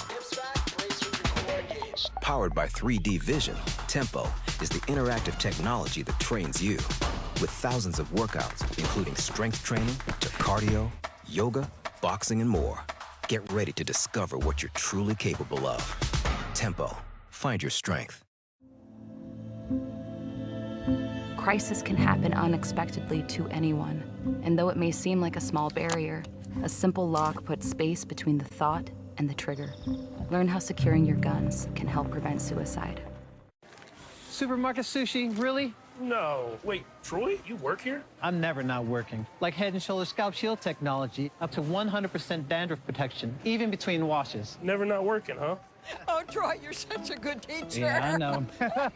Never not working. Never not working. Never, ever not working. Are you serious? Never not working.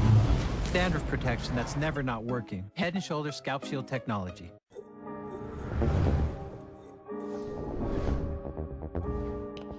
Feeling lost. Help? Do it, move.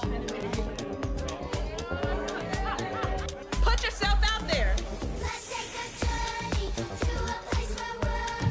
It's okay to be lost.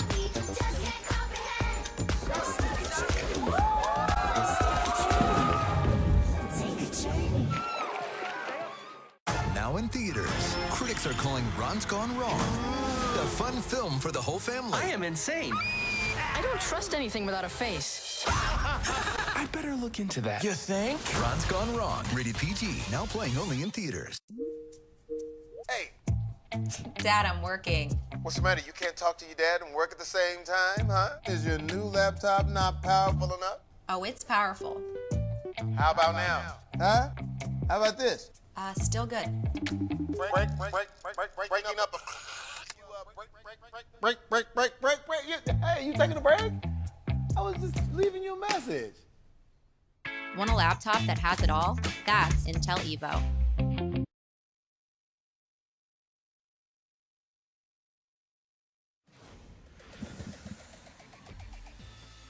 Welcome back to Gibbs Stadium here in Spartanburg, South Carolina. Jim Noble, Tom Henson, Van Hip. The sun is out again after a brief little rain shower in the middle of the second quarter, and Furman's been raining points down on Wofford. Both offenses playing well, 21-17. The Paladins lead the Terriers at the break. What did the head coaches think about that offensive explosion? Let's send it down to the field and Van Hip.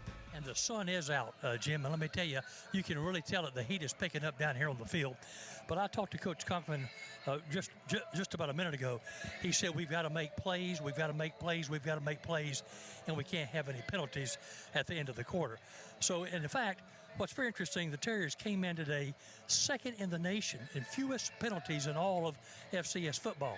But they had a mighty costly one there at the end of the second quarter. That's the difference in the Terriers not leading going into the second half. No doubt, Van. And man, that's crazy, Tom. Wofford only penalized two times for 10 yards in the first half. Furman, no flags at all. If this was a basketball game, Wofford would be moaning about the refereeing, but boy, that one flag was costly that led Furman to get a quarterback sneak on 4th down, and then they rammed it down the field for the go-ahead touchdown. And I think if you're Furman head coach Clay Hendricks, you're really happy about where this sits right now.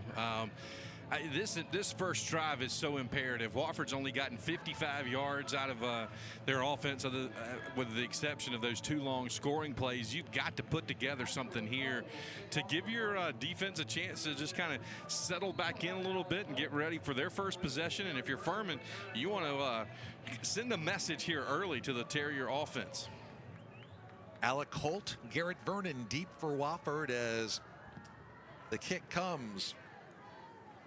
Deep, and it's going to be run out of the end zone. Let's see what happens here. And a seam bursting out across the 30-yard line is Garrett Vernon, and Wofford's in good shape to start off the second half. Some stats from the first half. Furman rolled up 272 total yards for the first half, while Wofford had 190. We got a player down on the field. And it's on the tackle. If you'll watch this replay, it is a vicious collision right into the would-be tackler's legs. And trying to get a number on that Furman player. It looks like it's number 44. That's Luke Clark. He's a redshirt freshman out of Louisville, Kentucky, so we hope he's okay as they attend to him. And look at the Terriers on the sideline now. We always talk about halftime adjustments, and the third quarter has kind of been a bugaboo for Wofford, Tom, not only this year, but certainly in the spring season in 2001, is they're going to have to help him off the field. Yeah, you worry about a knee right there, just because, I mean, Vernon was going full force and went right into Clark as he was making that tackle. So we certainly hope that young man is okay. But Wofford, again, the third quarter has been unkind. So you got to wonder about what's being said in the locker room and maybe simply just what's not being executed in the third quarter for Wofford this year. Yeah, it's a good point. I mean, this is your opportunity here. You got good field position again, 30-yard line, got 70 yards in front of you. Come out, make plays, execute, and that's what this coaching staff has really been wanting from their team all season. We remind you that Pinnacle Hospitality is the game sponsor of Southern Conference football here from Gibbs Stadium. As Erwin Mulligan will start the second half at running back behind quarterback Peyton Derrick. And Wofford's got a 1st and 10 from their own 30-yard line. Derrick has gone the whole way at quarterback. Mulligan gets the carry. Tries to spin out of a tackle, can't quite do it. Holding on for dear life there was Nicky Kuzemka, very strong middle linebacker, the sophomore from Clifton, Virginia. You know, he's a former walk-on, Tom, who, oh, by the way, led Furman in tackles in the spring season. And you know who his uncle is? Scott Zolak, the former NFL quarterback and New England Patriots broadcaster. Not that Tom and I pull for a particular NFL team. No, yep, no. By any stretch of the imagination. Nope. All right, Wofford got a 2nd and 6 after the 4-yard gain by Mulligan. He's now to the left, and Derrick with a nice fake. He'll keep it, but immediately that hole close is coming up, and Hugh Ryan, I think he stopped what could have been a big gainer for about 2, maybe 3, but Wofford still got 3rd and manageable here. Yeah, this brings up the 3rd down play for the Terriers, and they really have got to figure out a way to convert this one. And if you're Furman, hey, here's your opportunity to get these guys off the field. Yeah, Ryan closed the hole, and then Kuzemka made the tackle. Wofford only 2 for 5 on 3rd down conversions in the first half. Furman had a huge time of possession advantage, too, in the first half, holding the ball for nearly 19 minutes of that 30-minute first half. Oh my gosh, Wofford just sent a guy onto the field way late. I don't know if the official saw the other player get off the field. And now we've got a timeout, and Wofford may have to burn one here, and I believe they have, or is there a flag? There's a flag. Which came first? That was bizarre. Yeah, well, Wofford was going to a jumbo set, and Kobe Craig was running onto the field late, and I think he was the 11th guy. And then Josiah Cromer was also running onto the field and then stopped and kind of ran down the sideline, which he would have been the 12th guy. And so I think that's where one of the penalties could have been, but Wofford got a timeout before all that, before any flags were thrown. Yeah, Cromer's an extra offensive lineman, and the funny thing is he got on the field and then kind of did a little curl route and came back. The problem is when you're, 6'4" and 280, it's hard to hide. Yeah, you're sometimes. not hiding. So I think the officials saw that and would have thrown a flag and had the Terriers not called timeout. So Wofford hopes they don't rue losing that timeout, kind of giving it away here early in the second half. So we'll do it all over again. 3rd and 3. And Wofford still is not lined up correctly. Yeah, Alec Holt got settled, and the referee's going to go in there and kind of settle things down, the head umpire. And now we're ready to go. Derek in the shotgun. Going to hand off. Mulligan cuts back, and he is going to be short. Sensing the cutback and swallowing him up. Once again, we're calling Cameron Coleman's name. That was an interesting development there. Wofford has formation issues, and then a wide receiver comes out late, and all of that for between the tackles and basically a gain of 1. So there's your 3 and out for the Furman defense. Yeah, Atkins Roberts is on to punt. He's had some good ones and some not so good ones in the first half. He's standing at his own 23-yard line. Dewan Bell is back for Furman, and this one's great from Atkins. Drives Bell back to the 20, where he calls for the fair catch. So Wofford flips the field on a nice punt by Atkins Roberts. 42 yards, timeout on the field. It'll be Furman football, 1st and 10. They've got the ball at a 4-point lead.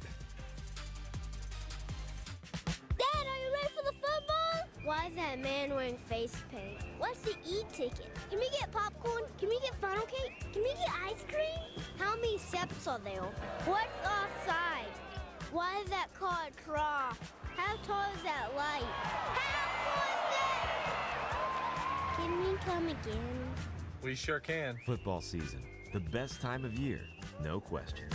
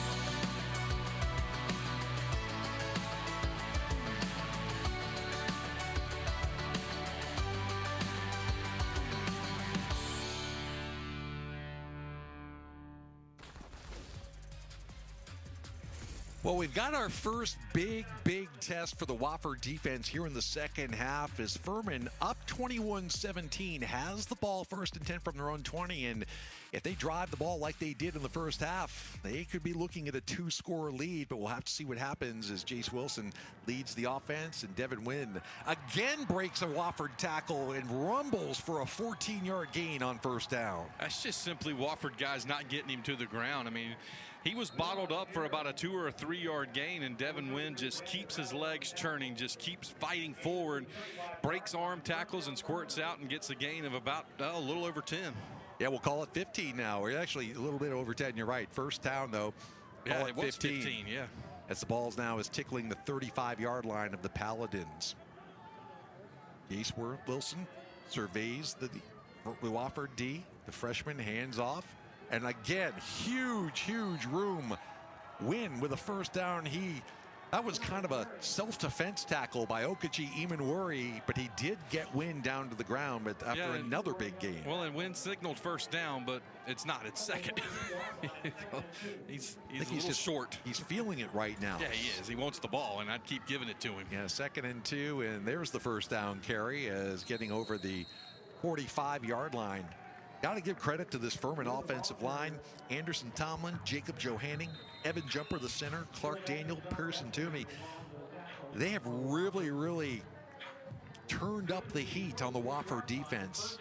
And you look at their, that's a redshirt junior, redshirt sophomore, redshirt sophomore, redshirt senior, redshirt sophomore. 4 of those guys can be back next year for Furman. Furman's got it 1st and 10, now all the way out at the 46-yard line. Receiver in motion, give up the middle. Why not? Give it again to Devin Wynn, who's across midfield for a gain of 5. Every run he's making, the would-be Wofford tackler is finishing on his backside. Wynn may be going down, but he's going down forward every single time, and he's becoming a workhorse. Yeah, that was Jaheim Hazel who tried to put a hat on him and felt that one to the extent that he had to come out after that hit. 2nd and 5. You can do a lot of things from this down and distance and this position on the field now on the Wofford 49. DeLuca's in motion, rolling out and delivering it to Abrams. It's complete out in the flat, and Abrams is out to about the 45-yard line. Looks just short of the first down, maybe by a yard. Donovan Anderson, the Terrier that knocked him out of bounds.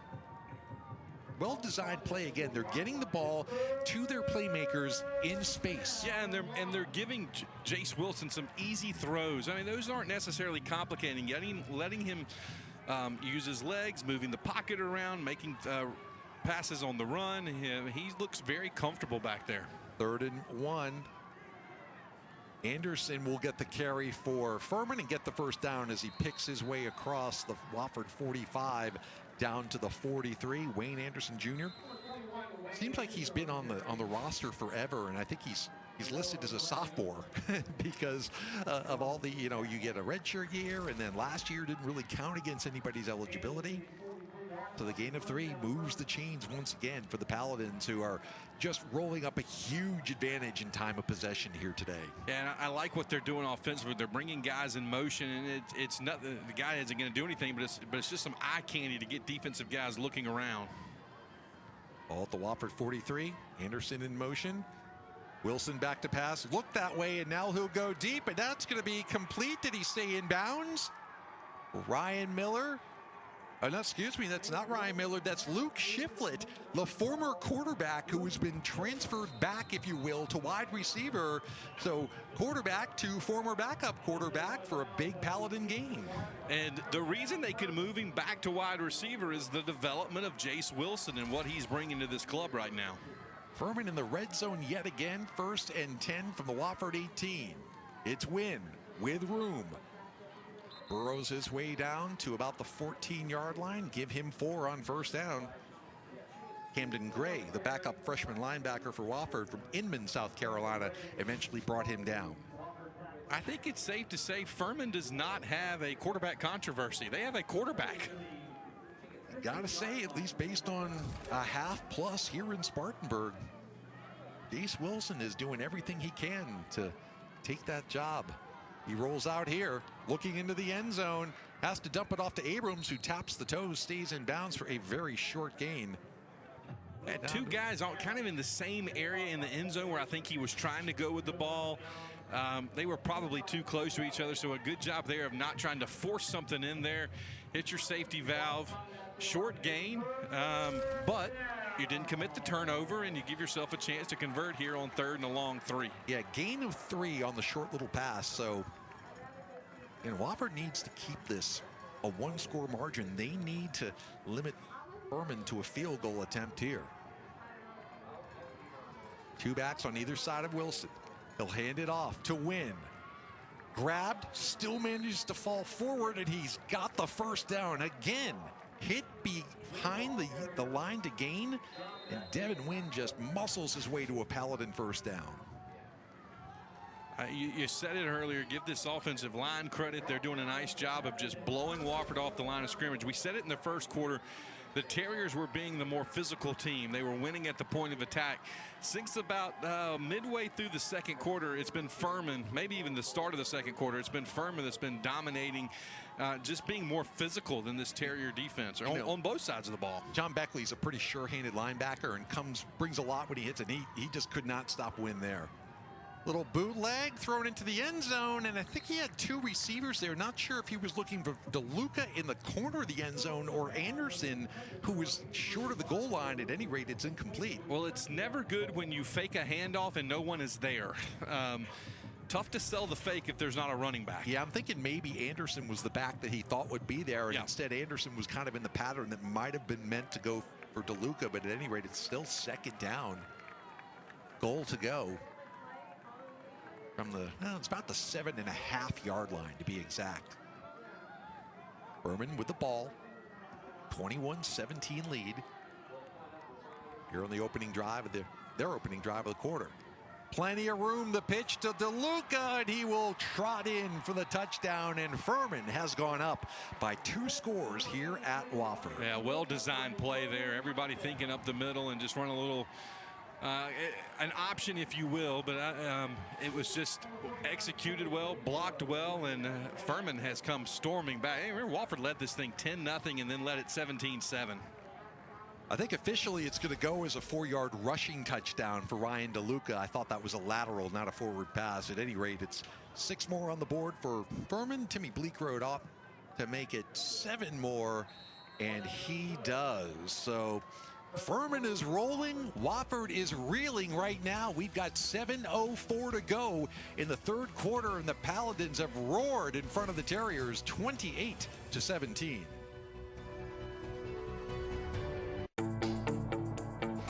Today's pros need today's tools, and nobody understands that better than the Home Depot. Our online project calculators cut guesswork and extra trips.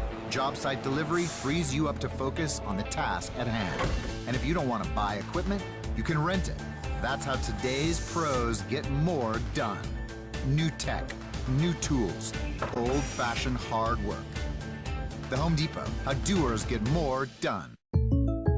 Jake from State Farm. What's good? Oh, Patrick? Nah, fam. Just your typical sneakerhead working here for the employee discount. But speaking of deals, I heard regular guys like me are getting the Patrick price. That can't be real, right? Listen, State Farm offers rates that fit any budget. Even yours, typical sneakerhead. Wow, just anyone now? Yeah. Man, these just sold out then. For surprisingly great rates that fit any budget, like a good neighbor, State Farm is there. Call or click to get a quote today.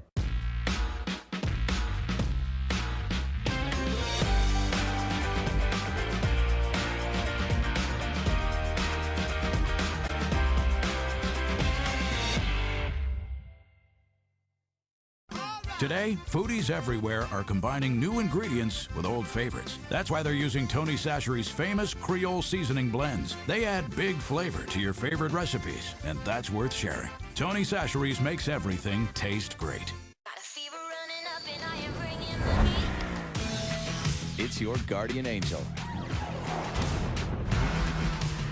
It's your muse. It's your smart-dressed, tech-intense, safety-obsessed superhero, the Hyundai Sonata and Elantra. Hey, it's your journey. Own it. Get as low as 0.9% APR for 60 months on the Elantra or Sonata, or up to $1,000 cash back. Visit buyhyundai.com today.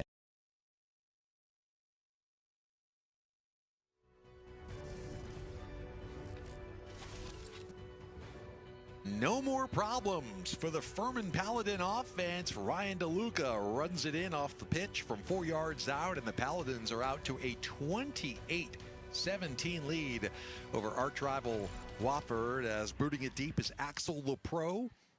Wofford is going to run it out. That's Vernon trying to pick his way through the Paladin special teams and gets it out to about where he would have had he first caught it. on the 25-yard line as we send it down to the field, and Van Hip. Yeah, Jim and Tom, what we're seeing is something we haven't seen out of the Paladins this year, and that is a strong running game. They came into this game averaging only 3 yards per carry and dead last in the SoCon in rushing offense. But they're going to Devin Wynn, their workhorse, and they've got an effective rushing game, which has made the passing game even more effective. And I think that's what's made the difference in this game thus far. Excellent observation, Van. You know, Clay Hendricks said that the Paladins had to play angrier this week. And I think they have, Tom. And now it's the Terriers who need to play a little ticked off. Yeah, Wofford's got to come back with something here, some physicality, and try to get some points on the board. Derek with the pitch to Nathan Walker, who's got a good game before being knocked out of bounds.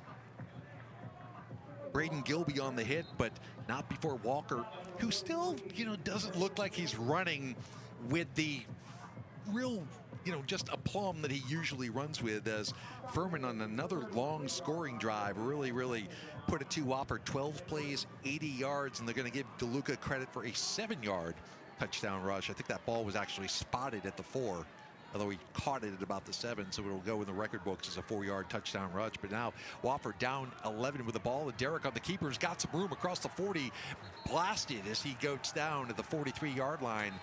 Yeah, the question is, was he sliding or was he trying to extend that run when he was hit? And the other question is it targeting? Because it looked like it was helmet to helmet. We've got a flag on the play. There's a very fine line between when the quarterback is considered a running back and a quarterback. Personal foul with targeting. Number 7, defense. It's a 15-yard penalty. Previous play is under review. So the penalty goes against DeMarcus Clay. As you see right here, I don't know. It definitely looked like it was helmet to helmet. Tom, you were right. Now, the penalty, it doesn't matter at that point whether he was sliding or whether he was running as a running back. You can't go helmet to helmet. So now the question is, will DeMarcus Clay be ejected from this ball game or not? And that's what they're reviewing right now. And thanks to our great replay official, Bob Johnson with the Southern Conference, he told us if we had any questions, we could come in there and ask him. So, you know. Did he say we could just make the call? No, I don't think he'll let us do that. I misunderstood him. But I don't know that this one's going to take very much time or take a lot of review. I think this is pretty obvious. You know, what's funny is you look at the Paladin defense on the sidelines. They played pretty well this year until that Mercer game a couple of weeks ago.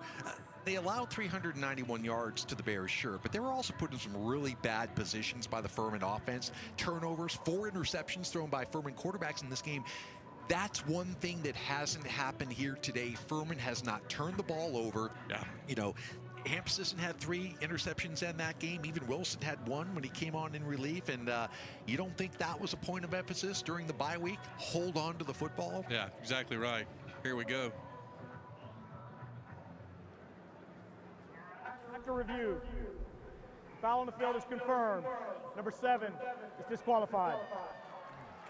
So it is indeed targeting, and Furman will lose a key member of their defense, DeMarcus Clay.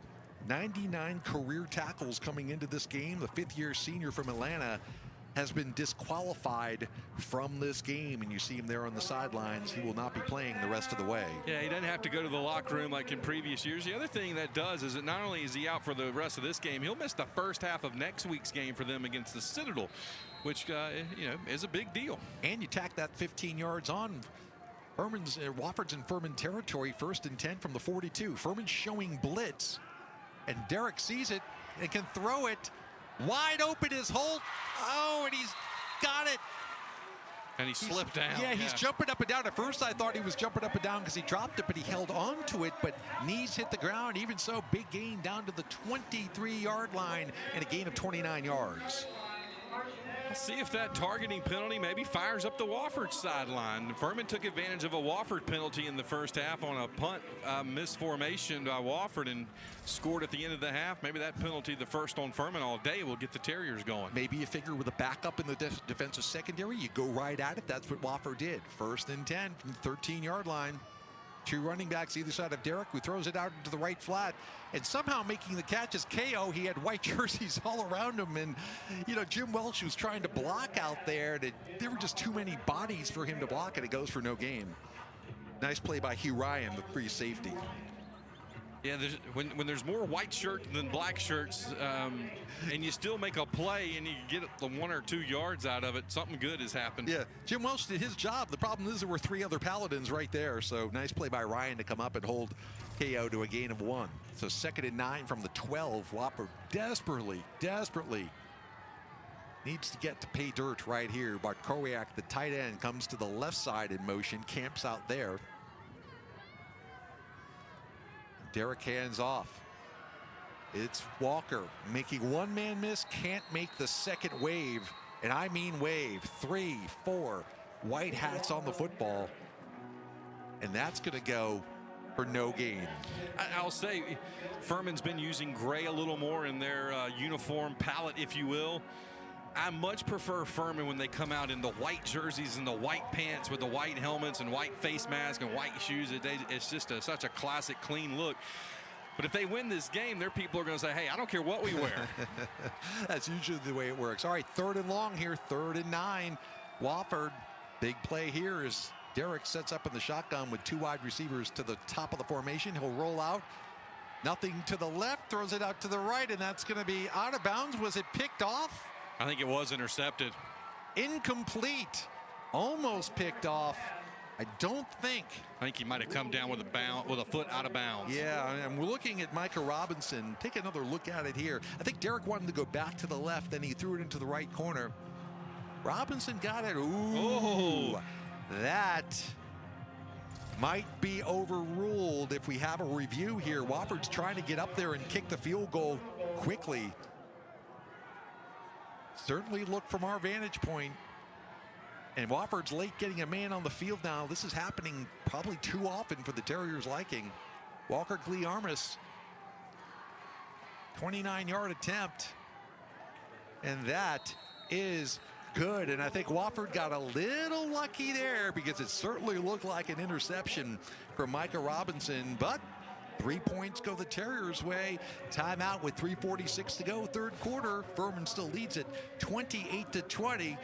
And we'll take another look at it right here. Number 14 in white. I thought he got 2 feet in, Tom. Yeah, I think that was a good interception in the NFL. I don't know why they didn't review that. I guess, that is a reviewable play. What I'm more surprised at is that Furman's didn't ask for a review, that the head coaches didn't, say, hey, we want a timeout. Take a look at this thing.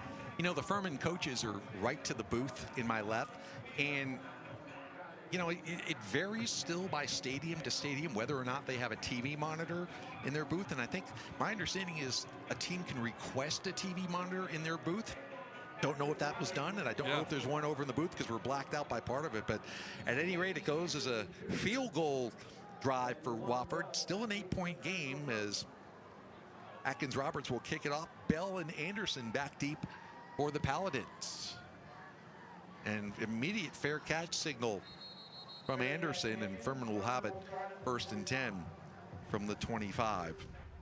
We'll take a quick timeout, be back in just a second with the Paladins with the football and an 8-point lead.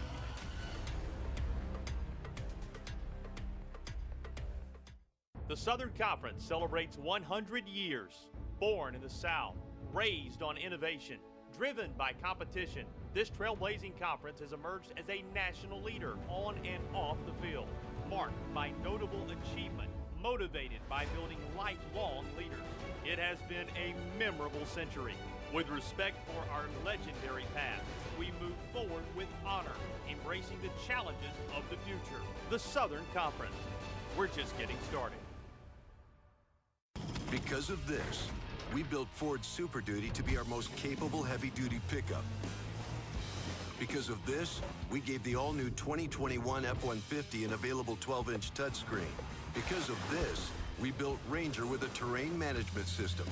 And because Ford trucks are built for this, you made Ford America's best-selling brand. Don't miss the chance to get a 2020 F-150 with up to $10,531 in total savings at your Carolina Ford dealer.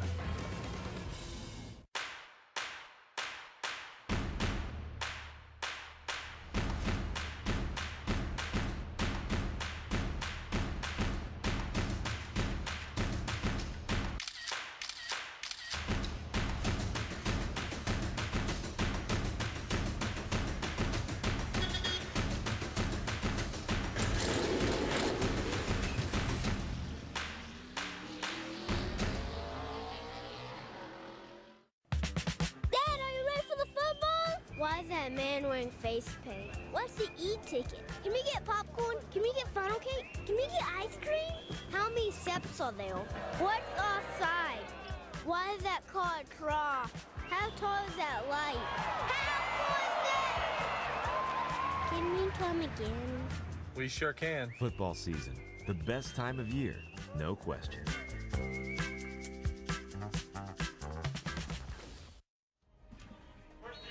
Well, Wofford might have caught a break. It's an 8-point ball game now as they get a field goal after the disputed near interception. Furman's got it 1st and 10, and for once, Devin Wynn gets corralled in the backfield. Yeah, the Terriers have had him a couple of times back there. That was Chuck Smith making that play for Wofford, and he's trying to get these fans encouraged and on their feet. But Wynn has been doing such a great job of running through the arm tackles, running through the first contact, but not on that play as he lost a yard and a half. It's funny, now Furman's going some tempo on offense, which they really don't have to do with an 8-point lead, but Wynn gets the ball again. And this time, burrows forward for, we'll give him about 5 after the 2-yard loss on 1st down. Furman, I don't see why you do anything other here than just do what you've done and just run the football. Try to run it down Wofford's throat right now. Yeah, your offensive line has controlled the line of scrimmage since the midway through the first quarter, latter stages of the first quarter. You might be in a passing situation here, so we'll see what happens. Paladins have rushed it for 179 yards so far today. 3rd down and 6, a long 6 as Wilson takes the snap. Too much time to throw, and he completes the 1st down. That's Shiflett again, making use of his athletic ability now at the wide receiver position. 1st down, Furman. Simple little drag pattern across the middle of the formation, and give Wilson credit. He was patient. Give his offensive line credit. They gave him time to wait and let the receiver Shiflett come open. Dominic Roberto is checked into the Furman backfield, probably for no other reason than to give Devin Wynn a chance to get some oxygen. He's 5'11", 242. He's a human manhole cover back there at running back, and he's lined up, and he goes out in the flat as Wilson tries to throw deep. Got a man, DeLuca, but he could not hook up with him. Oh, that was open, but the freshman just overthrew the 5th-year senior by a yard or 2. Yeah, Isaiah Wadsworth had been beat in coverage, but the Paladins unable to execute it fully. He put some air under it, gave him a chance to run under it. You know, the wind is blowing in that direction. Not too big a gusty wind here at Gibbs Stadium, but maybe just enough to throw off. It could have, yep. Wilson's perception on that play. So it's 2nd and 10. Ball still at the Paladin 42. Under 2 minutes to play here, 3rd quarter, as a big hole for Anderson, breaks a tackle, cuts back, and he's into Terrier territory, down all the way to the 36-yard line. Just a simple smash running play there over the left side, and a big hole, and again, a broken tackle by the Furman running backs. 22 yards on this scamper by Wayne Anderson Jr. Furman about to go over the 200-yard mark rushing the football today. You tick under a minute and a half, and now you start to worry if you're a Wofford fan about the time, with especially the way Furman is moving the football. 1st and 10 Paladins from the Terrier 35. It's Wynn again, gets past the 1st level into the Wofford secondary. Gain of 16 on 1st down for Devin Wynn.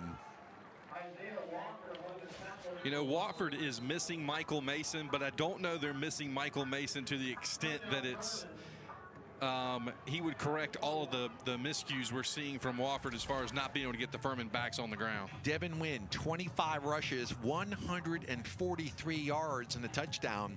Here today, he's also caught a touchdown pass. 40 seconds to go in the half. Furman on the move again. 1st and 10 from the Wofford 21. Why do anything different than hold it or give it to Devin Wynn, and he's disheveled head over heels, but inside the 10-yard line. They're just ripping off 12, 15 yards every time they run the football right now. It looks like a tired Wofford defense. It looks like a a Wofford defense that's got a lot of hands on hips, and Furman has all the energy as they sprint over to their sideline knowing they don't have to snap it again. And Wofford looks like the team that's a little demoralized right now as we're heading into the fourth quarter. We have reached the end of 3. Furman with the ball knocking at the door. They lead Wofford after 3 quarters, 28-20. Hey, it's me, your dry skin. I'm craving something we're missing. The ceramides in CeraVe. They help restore my natural barrier so I can lock in moisture. We've got to have each other's backs. CeraVe, developed with dermatologists. Things we don't need to experience again. Headgear, renting movies from a store, running with a CD player, and having one way to buy a car. So CarMax gives you options. You can buy on our lot, online, or any combination in between. The way it should be. CarMax. Did you see the one with Mystery Apartment Girl? She feels a breeze coming from behind the medicine cabinet. So she looks behind it, and guess what she found? A hole. How big was the hole? Did she go in? She squeezed her way through. What does she find on the other side? A totally abandoned apartment, which is bigger than our apartment. This is freaking me out, Tony! no hidden apartment. Let's try the next room. Hey, you know what? I'll stop talking now, but you just have to see it. I didn't order a pizza. I know, but that Parker promo saved me so much from my insurance. Brought you a little something special. Parker, State Farm offers everyone surprisingly great rates. You're the man. You want the real deal? Like a good neighbor, State Farm is there. It's Kohl's lowest prices of the season and the perfect time to start your holiday gifting. Get pillows and towels for just $2.99. Women's jeans starting at $14.99 and boots starting at $24.99. Even better, you can also earn Kohl's Cash. Kohl's. Your mission: stand up to moderate to severe rheumatoid arthritis and take it on with Rinvoq. Rinvoq, a once-daily pill, can dramatically improve symptoms. Rinvoq helps tame pain, stiffness, swelling, and for some, Rinvoq can even significantly reduce RA fatigue. That's Rinvoq relief. With RA, your overactive immune system attacks your joints. Rinvoq regulates it to help stop the attack. Rinvoq can lower your ability to fight infections, including tuberculosis. Serious infections and blood clots, sometimes fatal, have occurred, as have certain cancers, including lymphoma, and tears in the stomach or intestines, and changes in lab results. Your doctor should monitor your blood work. Tell your doctor about any infections, and if you are or may become pregnant while taking Rinvoq. Take on RA. Talk to your rheumatologist about Rinvoq relief. Rinvoq. Make it your mission. Learn how AbbVie could help you save on Rinvoq. Restructured pork patty.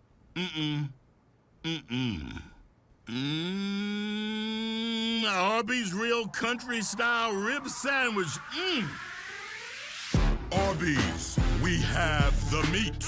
Audible has just the right thing for every kind of true crime fan, mobster story fans, fans of unsolved mysteries, heist fans, and fans of infamous cases. Audible has the best of what you love. Try it today, free for 30 days. Go to audible.com.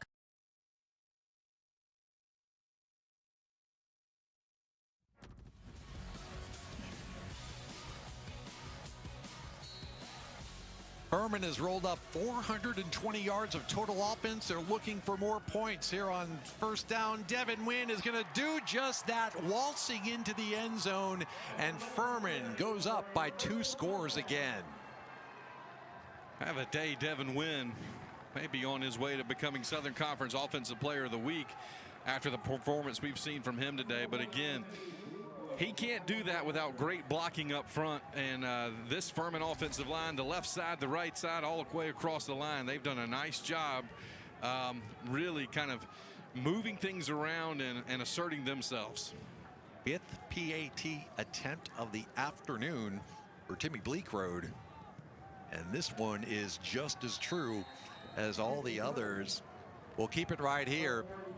Furman 35, Wofford 20, a 15-point cushion. And Tom, during the break, we were looking at some of the numbers, and they're really, really amazing here. Furman's now got 22 first downs to Wofford's 8. Total yards after that Wynn touchdown run, 427 for the Paladins, 246 for the Terriers, and possession. Furman with a 10-minute advantage, 27 minutes and 31 seconds for Furman, 17:35 for Wofford. Yeah, it just it makes the hole awfully difficult to dig out for Wofford. And the other thing I was saying, Wofford got out to a 10-0 lead, had an opportunity to make it 14-0. You remember the punt return got them down to the 20, and then Wofford wasn't able to do anything with it, had to settle for a field goal. So instead of it being 14-0, it was 10-0. Credit Furman's defense way back then in something that could have been really a momentum changer that helped them out. You saw the summary on the screen a second ago. Furman has outscored Wofford 35-7 since it was 10-0 Terriers at the outset of this one. LaPro kicks it. It's short, handled by the up back at the 30. Nice move, how about that? Out to the 40-yard line. Eli Purcell, if my roster is correct.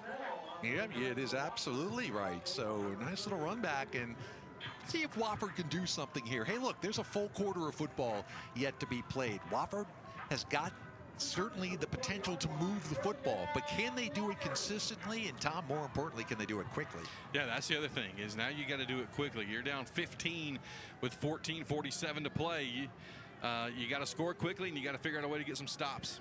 Peyton Derrick in the shotgun. 1st and 10 Terriers from the Paladin 40. Derrick's going to option left. He's got Broussard with him, but he'll keep it. Slides down for a gain of 9 on 1st down. Good play there on 1st down. Puts you in 2nd and short. And as we've said before with Furman's offense, this allows you to do some things here. 2nd and very short, close to midfield. If you want to take a chance here and see if Furman bites in on play action, you might have a chance for a deep ball. 2nd and 1, you'll see what Furman can do here. Wofford can certainly run a few different things from this situation in the middle of the field at their own 49. Derrick instead will hand off. It'll be a 1st down, but not much more. Just barely eking out a 1st down on the carry was Broussard.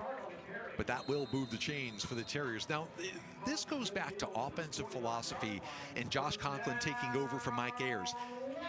Down 15 points in the 4th quarter, that's a tough ask for a triple option, just because you'd have to grind out a couple of those 8-9 minute drives. Josh Conklin has said we need to be more of a quick strike offense. Well, here's your opportunity right here. This is your chance to move the ball down the field quicker. Broussard on the carry off left tackle, drags Paladin defender for a 4-yard gain. You know, and Furman's okay with this right now. They're keeping everything in front of them. They're limiting any possibility for a big play. They're forcing Wofford to drive down the field. And the big thing that's doing is it's eating clock. And with a 15-point lead, that's what you want. You don't care if the other team's moving as long as that clock's also running. That was Bryce Stanfield who made the stop for Furman.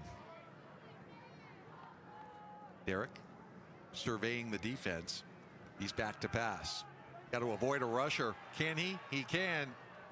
That's going to be complete. Wow, what a catch coming back by Jim Welsh. How about that grab on the sideline in front of the Wofford bench? And it's good for a 1st down. Now one of the officials is coming in from the deep part of the field signaling incomplete. Let's see if we can get another look at that right here. And there's also a penalty flag, so may all be for naught. I wouldn't be shocked if Wofford didn't have an ineligible man downfield the way that play was going. Boy, it's tough to see from that angle whether or not Welsh got his hands underneath the football before it hit the turf. Incomplete pass. Ineligible receiver downfield. Number 55, offense. 5-yard penalty. Replay 2nd down.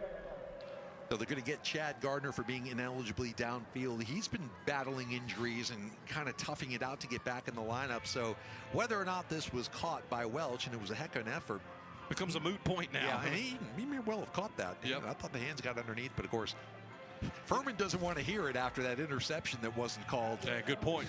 You know, and that's the other point about this is with the RPOs and the quarterback sprinting out more, and maybe I'm going to run it, maybe I'm going to throw it. That's what happens. Linemen start to leak downfield a little bit, thinking it's going to be a run, and ends up being a pass, and you're for more than 3 yards downfield. So let's reset. 2nd and 11, ball right on the 50-yard line. KO's in motion. Derrick will look to just throw it away, the blitz, and this is like a punt and an interception. That was too easy, and making the interception, taking a big hit, is Dominic Morris. And that is one that Peyton Derrick will want back. We got a flag on the play. So let's keep it here just to see what it was as Morris is congratulated on his way back to the Paladin bench. An eligible man downfield again for Wofford. Yep. Penalty on Wofford will be declined. First interception of the game for Derrick, and it couldn't come at a worse time. Yeah, now if you're Furman, 15-point lead, you got the ball back. You can just start to milk this thing and try to put it away with 12:40 to play. What made that play was the blitz. And Peyton Derrick just trying to unload it. And, you know, I know what he was trying to do. You're trying to get it out of bounds and just throw it away. And when you take the hit, you can't get anything on the football. And it just hung up the air like a punt that Dominic Morris probably was tempted to fair catch. So here's a replay here. And trying to see who the blitzers were. But there were 3 Paladins in Derrick's face before the interception was made. And now Furman can just absolutely go to work here on the ground. Yeah, that was Wynn hitting the backfield, but still was able to get about 1.5 yards. I think Van Hip had something at some point, so we're going to try to work him in here as we can over the next play or so. Beckett made the stop for Wofford.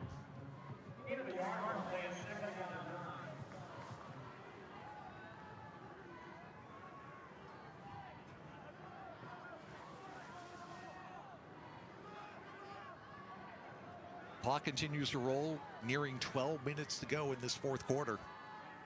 Furman with the ball and a 15-point lead. They're not done yet. Wow. Wilson went back to pass. Now he'll keep it. Some nifty footwork before he's brought down by Eamon Worry after about a 6-yard gain. But let's go down to the field and Van Hip. I got to go back a long time to remember when the Wofford defensive front was beat like this on the line of scrimmage by an opposing offensive line. And this, we're seeing here what we saw the last couple of games, coming to the fourth quarter, down by 1 score, and we run out of gas. We've got to reach down deep to find something right now. And I think also what you're seeing, guys, is a Furman team that's absolutely sick of being told that they can't beat Wofford. And look at that run right up the middle for another Paladin first down. Furman offensive line is just blowing people off the football, and some of these stats coming into the game are what I'm talking about. Wofford had won 7 straight against the Paladins here at Gibbs Stadium. Won 5 of the last 6 overall against Furman. Furman probably sick of even coming here with 5 of the last 7 games of the series being here in Spartanburg. Well, one of them was a playoff game, so they were told to come here by the NCAA for that. 1st and 10, Paladins. Ball on the 36. Couple of yards dancing ahead for Anderson. Getting off the bottom of the pile is Beckley for the Terriers. Clock continues to roll. Furman trying to cement their first conference win of 2021. Wofford in danger of going 0-3 in SoCon play. 2nd and 8. Got a flag. And I think that's going to go against Wofford because C.J. Tillman is smacking himself in the helmet. I wonder if he was drawn off, though. I thought there might have been a little flinch there from one of the Furman players. A little discussion ensuing. Offside. Number 3. The neutral zone with contact. I will say this. I think Anderson Tomlin was awfully happy about that call. He gave the old, and it's not a first down. It was just a penalty against Wofford. But how do you argue with that? Any Furman offensive lineman being happy at what's going on here this afternoon. They were challenged clearly in their bye week. They clearly worked on a lot of things in their bye week, and what they came up with was that freshman quarterback Jace Wilson gives them the best chance to win. But more importantly, probably really chewing out their offensive line and getting them going gives them the best chance to win. I think they've been, as Van said earlier, I think they've been the difference in this game. Paladins are 2-1 under Clay Hendricks coming off a bye week, looking pretty good that it's going to go to 3-1 if this current trend continues. Is running the ball down close to the marker, but not quite getting there. Is McElvain. if you're Hamp Sisson, you're so happy that your team is winning, but you've got to be a little bit thinking, well, clearly Jace Wilson has done nothing to warrant being removed from the starting lineup, and so you're happy for your team win, but you're probably disappointed that your playing time is probably going to rapidly diminish. And Sisson's such a stand-up guy, a great student, fantastic kid, great leader. But this is big-time college sports, and this does happen. And look, rumbling, stumbling, all the way down to the 20-yard line. Win, boy, what a force he's been. You ride that horse because he clearly can do it. But we were talking about Sisson. He's a junior. He's got another year from a great high school there, Mountain Brook in Birmingham, and nobody's going to be happier with this team winning than he will, just because this will put them back in the Southern Conference race. Them being 1-1 in the league now, they can kind of control their own destiny as long as Mercer gets knocked off a couple times. 30 carries, 187 yards for Devin Wynn so far today. He'll be my player of the week if I had a vote in the Southern Conference. I don't care what happens in the other games. That's Abrams. Thrown back.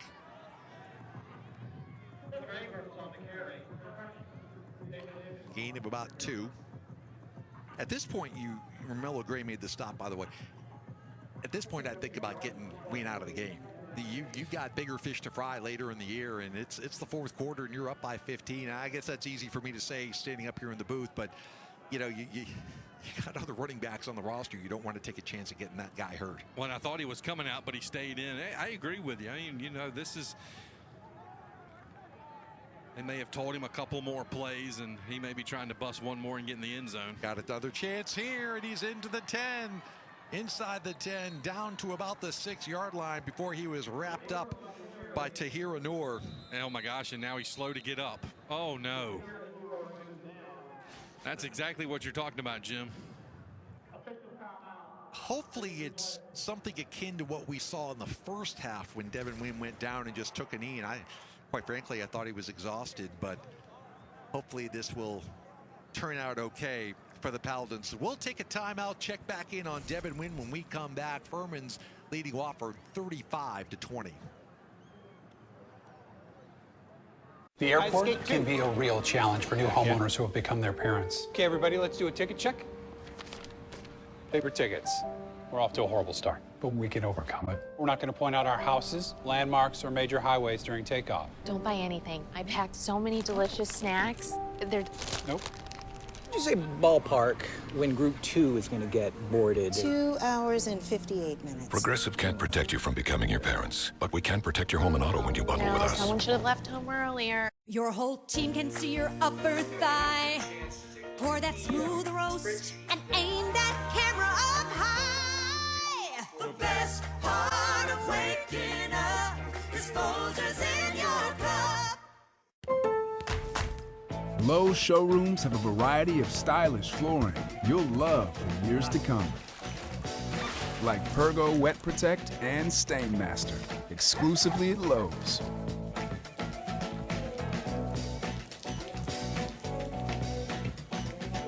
Your life might change, but your flooring can last a lifetime. Order now. Get your flooring installed with help from Lowe's. Home to any budget, home to any possibility. Today's pros need today's tools, and nobody understands that better than the Home Depot. Our online project calculators cut guesswork and extra trips. Job site delivery frees you up to focus on the task at hand. And if you don't want to buy equipment, you can rent it. That's how today's pros get more done. New tech, new tools, old-fashioned hard work. The Home Depot, how doers get more done.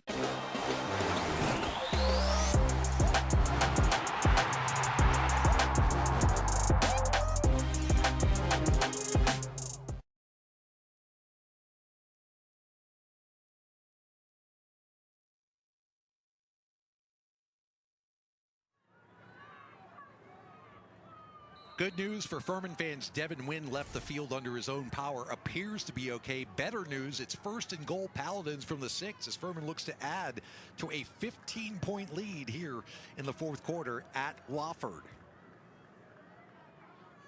Abrams Anderson. Anderson gets the carry down to the goal line. Did he stretch it across? He did. Touchdown, Furman. Wayne Anderson Jr. from 6 yards out, and this one has been blown open. Yeah, and again, I mean, I'm a broken record, but this is the Furman offensive line really coming to play today, and that drive is just typical of what they've done almost all day, and that is take it right to this Wofford defense and just rack up a bunch of yards and touchdowns and put themselves back feeling good about themselves and leave Wofford really starting to scratch their heads.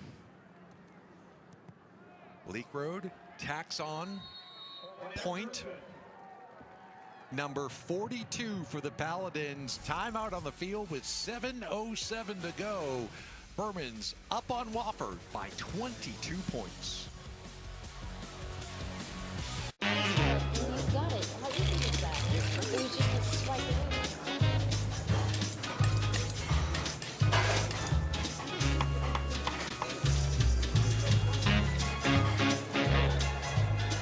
Finding your new favorite spot. Piece of. No, you really have to try this cake. Oh, wow. Get exclusive access to sought-after restaurants. One of the many reasons you're with Amex Platinum.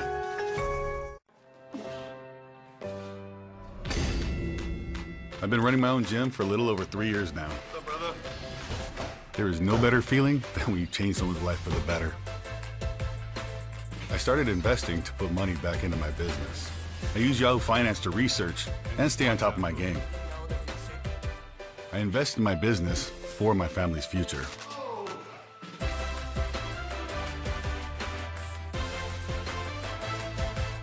Hey Tiger fans, football is back and we are ready. New this season is a more delicious Coke Zero Sugar with a brand new look. So while you're stocking up for the game, look for the QR code on Coca-Cola 12 and 24 packs. Scan the code to play along with the Tigers and win great prizes. Whether you're in the stands, at the tailgate, or in your living room, nothing goes better with football than Coca-Cola and Coca-Cola Zero Sugar. Go Tigers. There's hot. Woo! Then there's Ghost Pepper Nugget hot. Fill the flame at BK with 8 pieces for just $1.49. Keep cool and feel the fire with Ghost Pepper Nuggets at BK. Your way, way spicier. We're so embarrassed we overpaid for this used car. We don't even want to show our faces around here. If you don't see me, you're not seeing the most accurate price. Shop at Carfax. You won't have to overpay on a used car again. Shop millions of great deals at the all-new Carfax.com.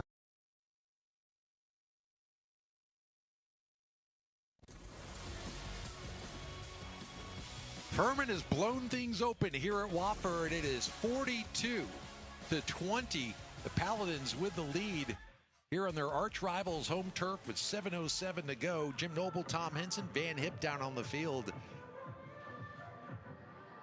as Wofford awaits the kickoff, and it's another squib. Once again, Purcell. This time, man, that kid's a load. He's hard to bring down. Across the 30 to the 32. And Tom, you and I were talking during the break. Right now, it's gut check time for the Wofford Terriers. Let's see who wants to play to the ending whistle. This last 7 minutes of the game may go a long way towards who the coaches want to put out on the field for the next game against Sanford. Yeah, you're exactly right. The other thing it is, if you start to pull up and you start to not play hard, and that's when you can get injured, and you're not respecting the game. You're not respecting your opponent if you're not going out there and giving it 100%. And Wofford certainly should be respecting what Furman's done today, down 22. Peyton Derrick takes the shotgun snap, hands off to Urban Mulligan, who sweeps right, avoids one tackler, gets out to about the 38, 39-yard line. Good gain on first down of about 7. Again, I come back to it. Wofford hits a long run for a touchdown in the first quarter. Then they get a great punt return, and they're looking to get, go up 14-0.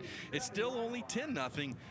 But Furman, they hung in there. I mean, they took those punches and were like, you know what, we're going to be okay. And boy, have they been. Adrian Hope made the stop for Furman on that first down play. It's second. Maybe a long 3, short 4 as Derek barks out some signals, steps back into the shotgun. Mulligan's to his left. This time, Derek will keep it close to the first down, very close to the marker, in fact. Yeah, I think they'll give it to him. Yep. In fact, it's a first down conversion for Wofford. Yeah, so you start to look ahead at Furman now with picking up their first conference win.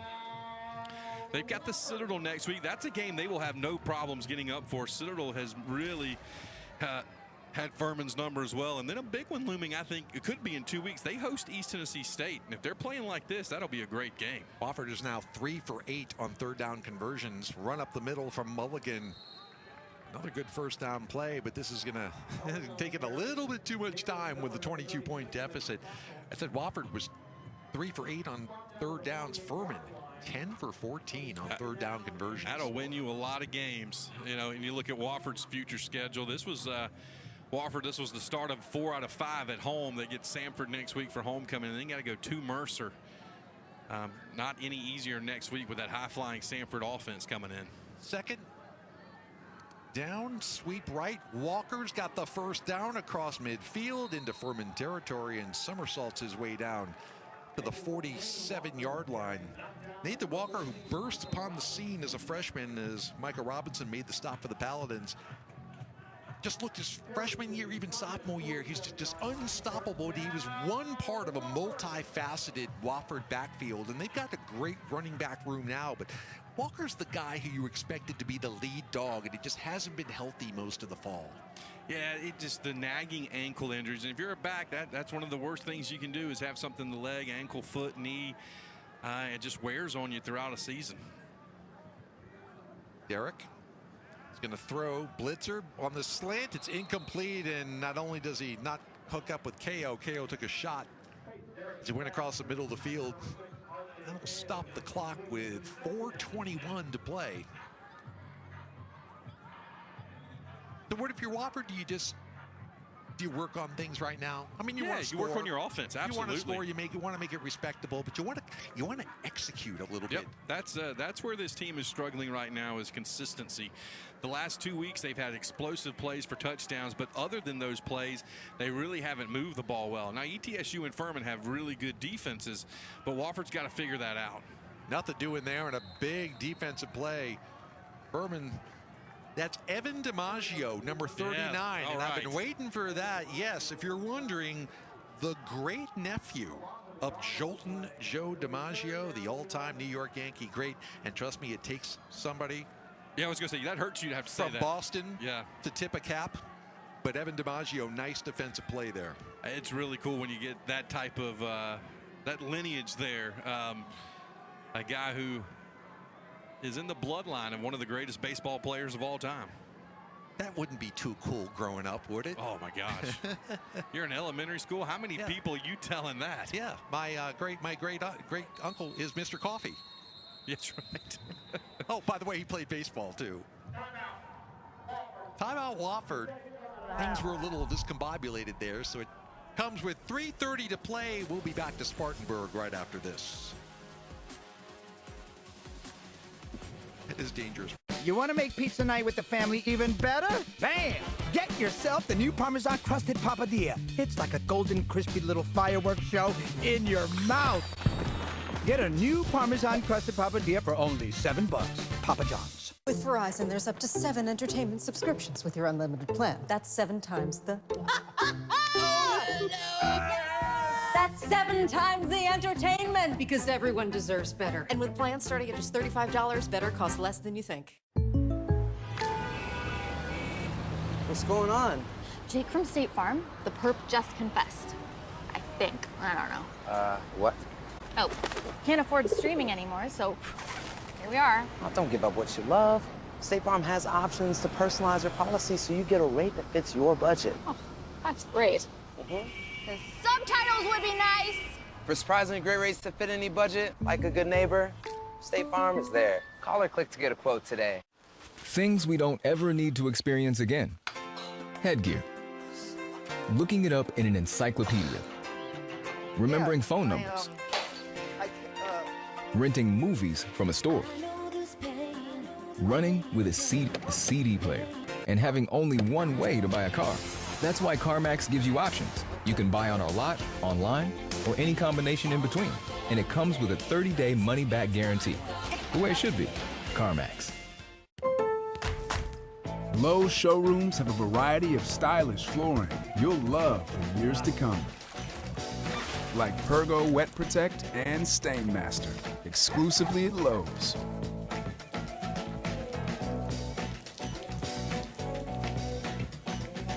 Your life might change, but your flooring can last a lifetime. Order now. Get your flooring installed with help from Lowe's. Home to any budget, home to any possibility.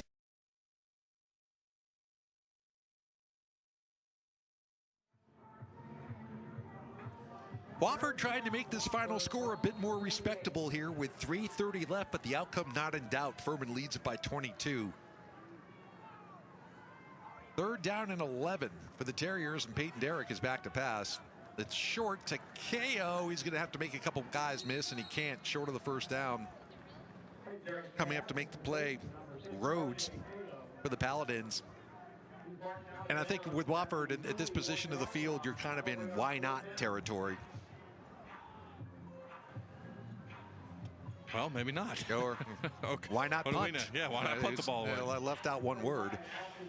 So Atkins Roberts is going to try to drop it down inside the 10. Something he did, by the way, 3 times last week against ETSU, and that was a big reason why he was named SoCon Special Teams Player of the Week. He dropped it inside the 10 3 times and also made 2 tackles.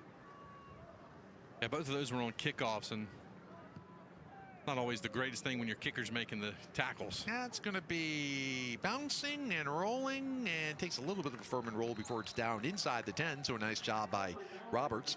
I think the other thing there is that's a sign by Josh Conklin. You know what? We're throwing in the towel. We're not going for it. And Furman should then respond by throwing down the towel. I mean, throwing it out as well and saying, you're going to get full back up the middle, and we're going to run this thing out, and we'll all shake hands and call it a day. 39 yards on the punt, no return.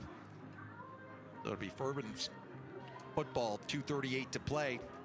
For Furman now, you've got a little bit of momentum. You know how it is to stew after a bad loss during a bye week. Yeah. You know those weren't a fun couple of weeks on the practice fields, Travelers Rest, and boy, we will see. New quarterback for the Paladins, as we got just what Tom said, a handoff off the middle. Yeah, it's Hamp Sisson in there. So nice to see the junior out of Birmingham get some playing time, as Jace Wilson was so impressive for the Paladins. Yeah, get some numbers on him in a second. I thought Jace Wilson was really good today. I thought he managed the game very well.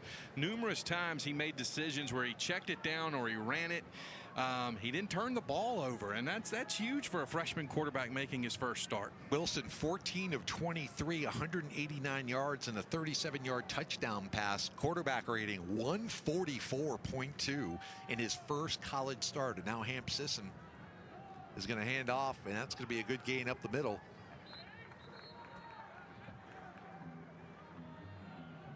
That is going to be, let's see, Furman's kind of going deep. It's going to be Chase Abshire, redshirt junior out of Atlanta, went to Marist High School. So 3rd down and about 3 for the Paladins as we are inside a minute 30 to play.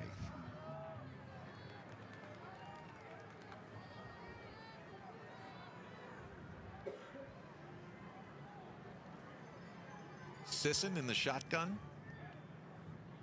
They are just taking some time off the clock right now, and a handoff popped is McElveen. I think that was Boyles who made the stop. Woolery was there as well. And we've got a whistle. Wofford's going to use a timeout. It'll be a 30-second timeout. So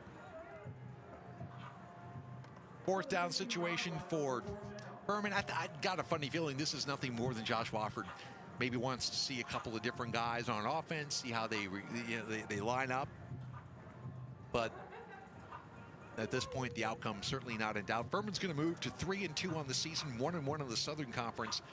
Wofford, after the opening win at Elon, 4 straight losses to go to 1-4, and now 0-3 in SoCon play. As Tom said earlier today, Terriers will be back here against Sanford next Saturday at 1:30 at Gibbs Stadium. Furman will be back home at Paladin Stadium with a home game against the Citadel. You know who else has got to feel better about this game? Offensive coordinator George Quarles. Absolutely. Who has come under some fire from Paladin fans for the way that offense has performed. Give the Furman coaching staff a ton of credit. Here's the punt. KO calls for the fair catch, and he's got it right at the midfield stripe. You know, one week you can't coach yourself out of a paper sack. The next week you're on your way to being the next head coach of Alabama.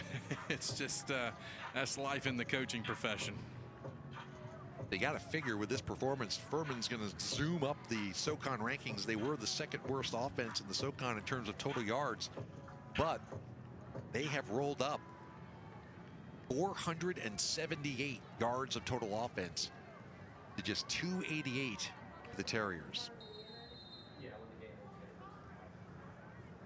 Derek remains a quarterback. 1st and 10 Terriers from midfield. Mulligan bounces outside, 40, 35, still running a 17-yard gain for Irvin Mulligan. It's into Furman territory. Clock stopped momentarily at 42 seconds to go. Yeah, they'll roll it there. Irvin Mulligan not quitting. He's the guy that had the big explosive play early on with the long touchdown run, and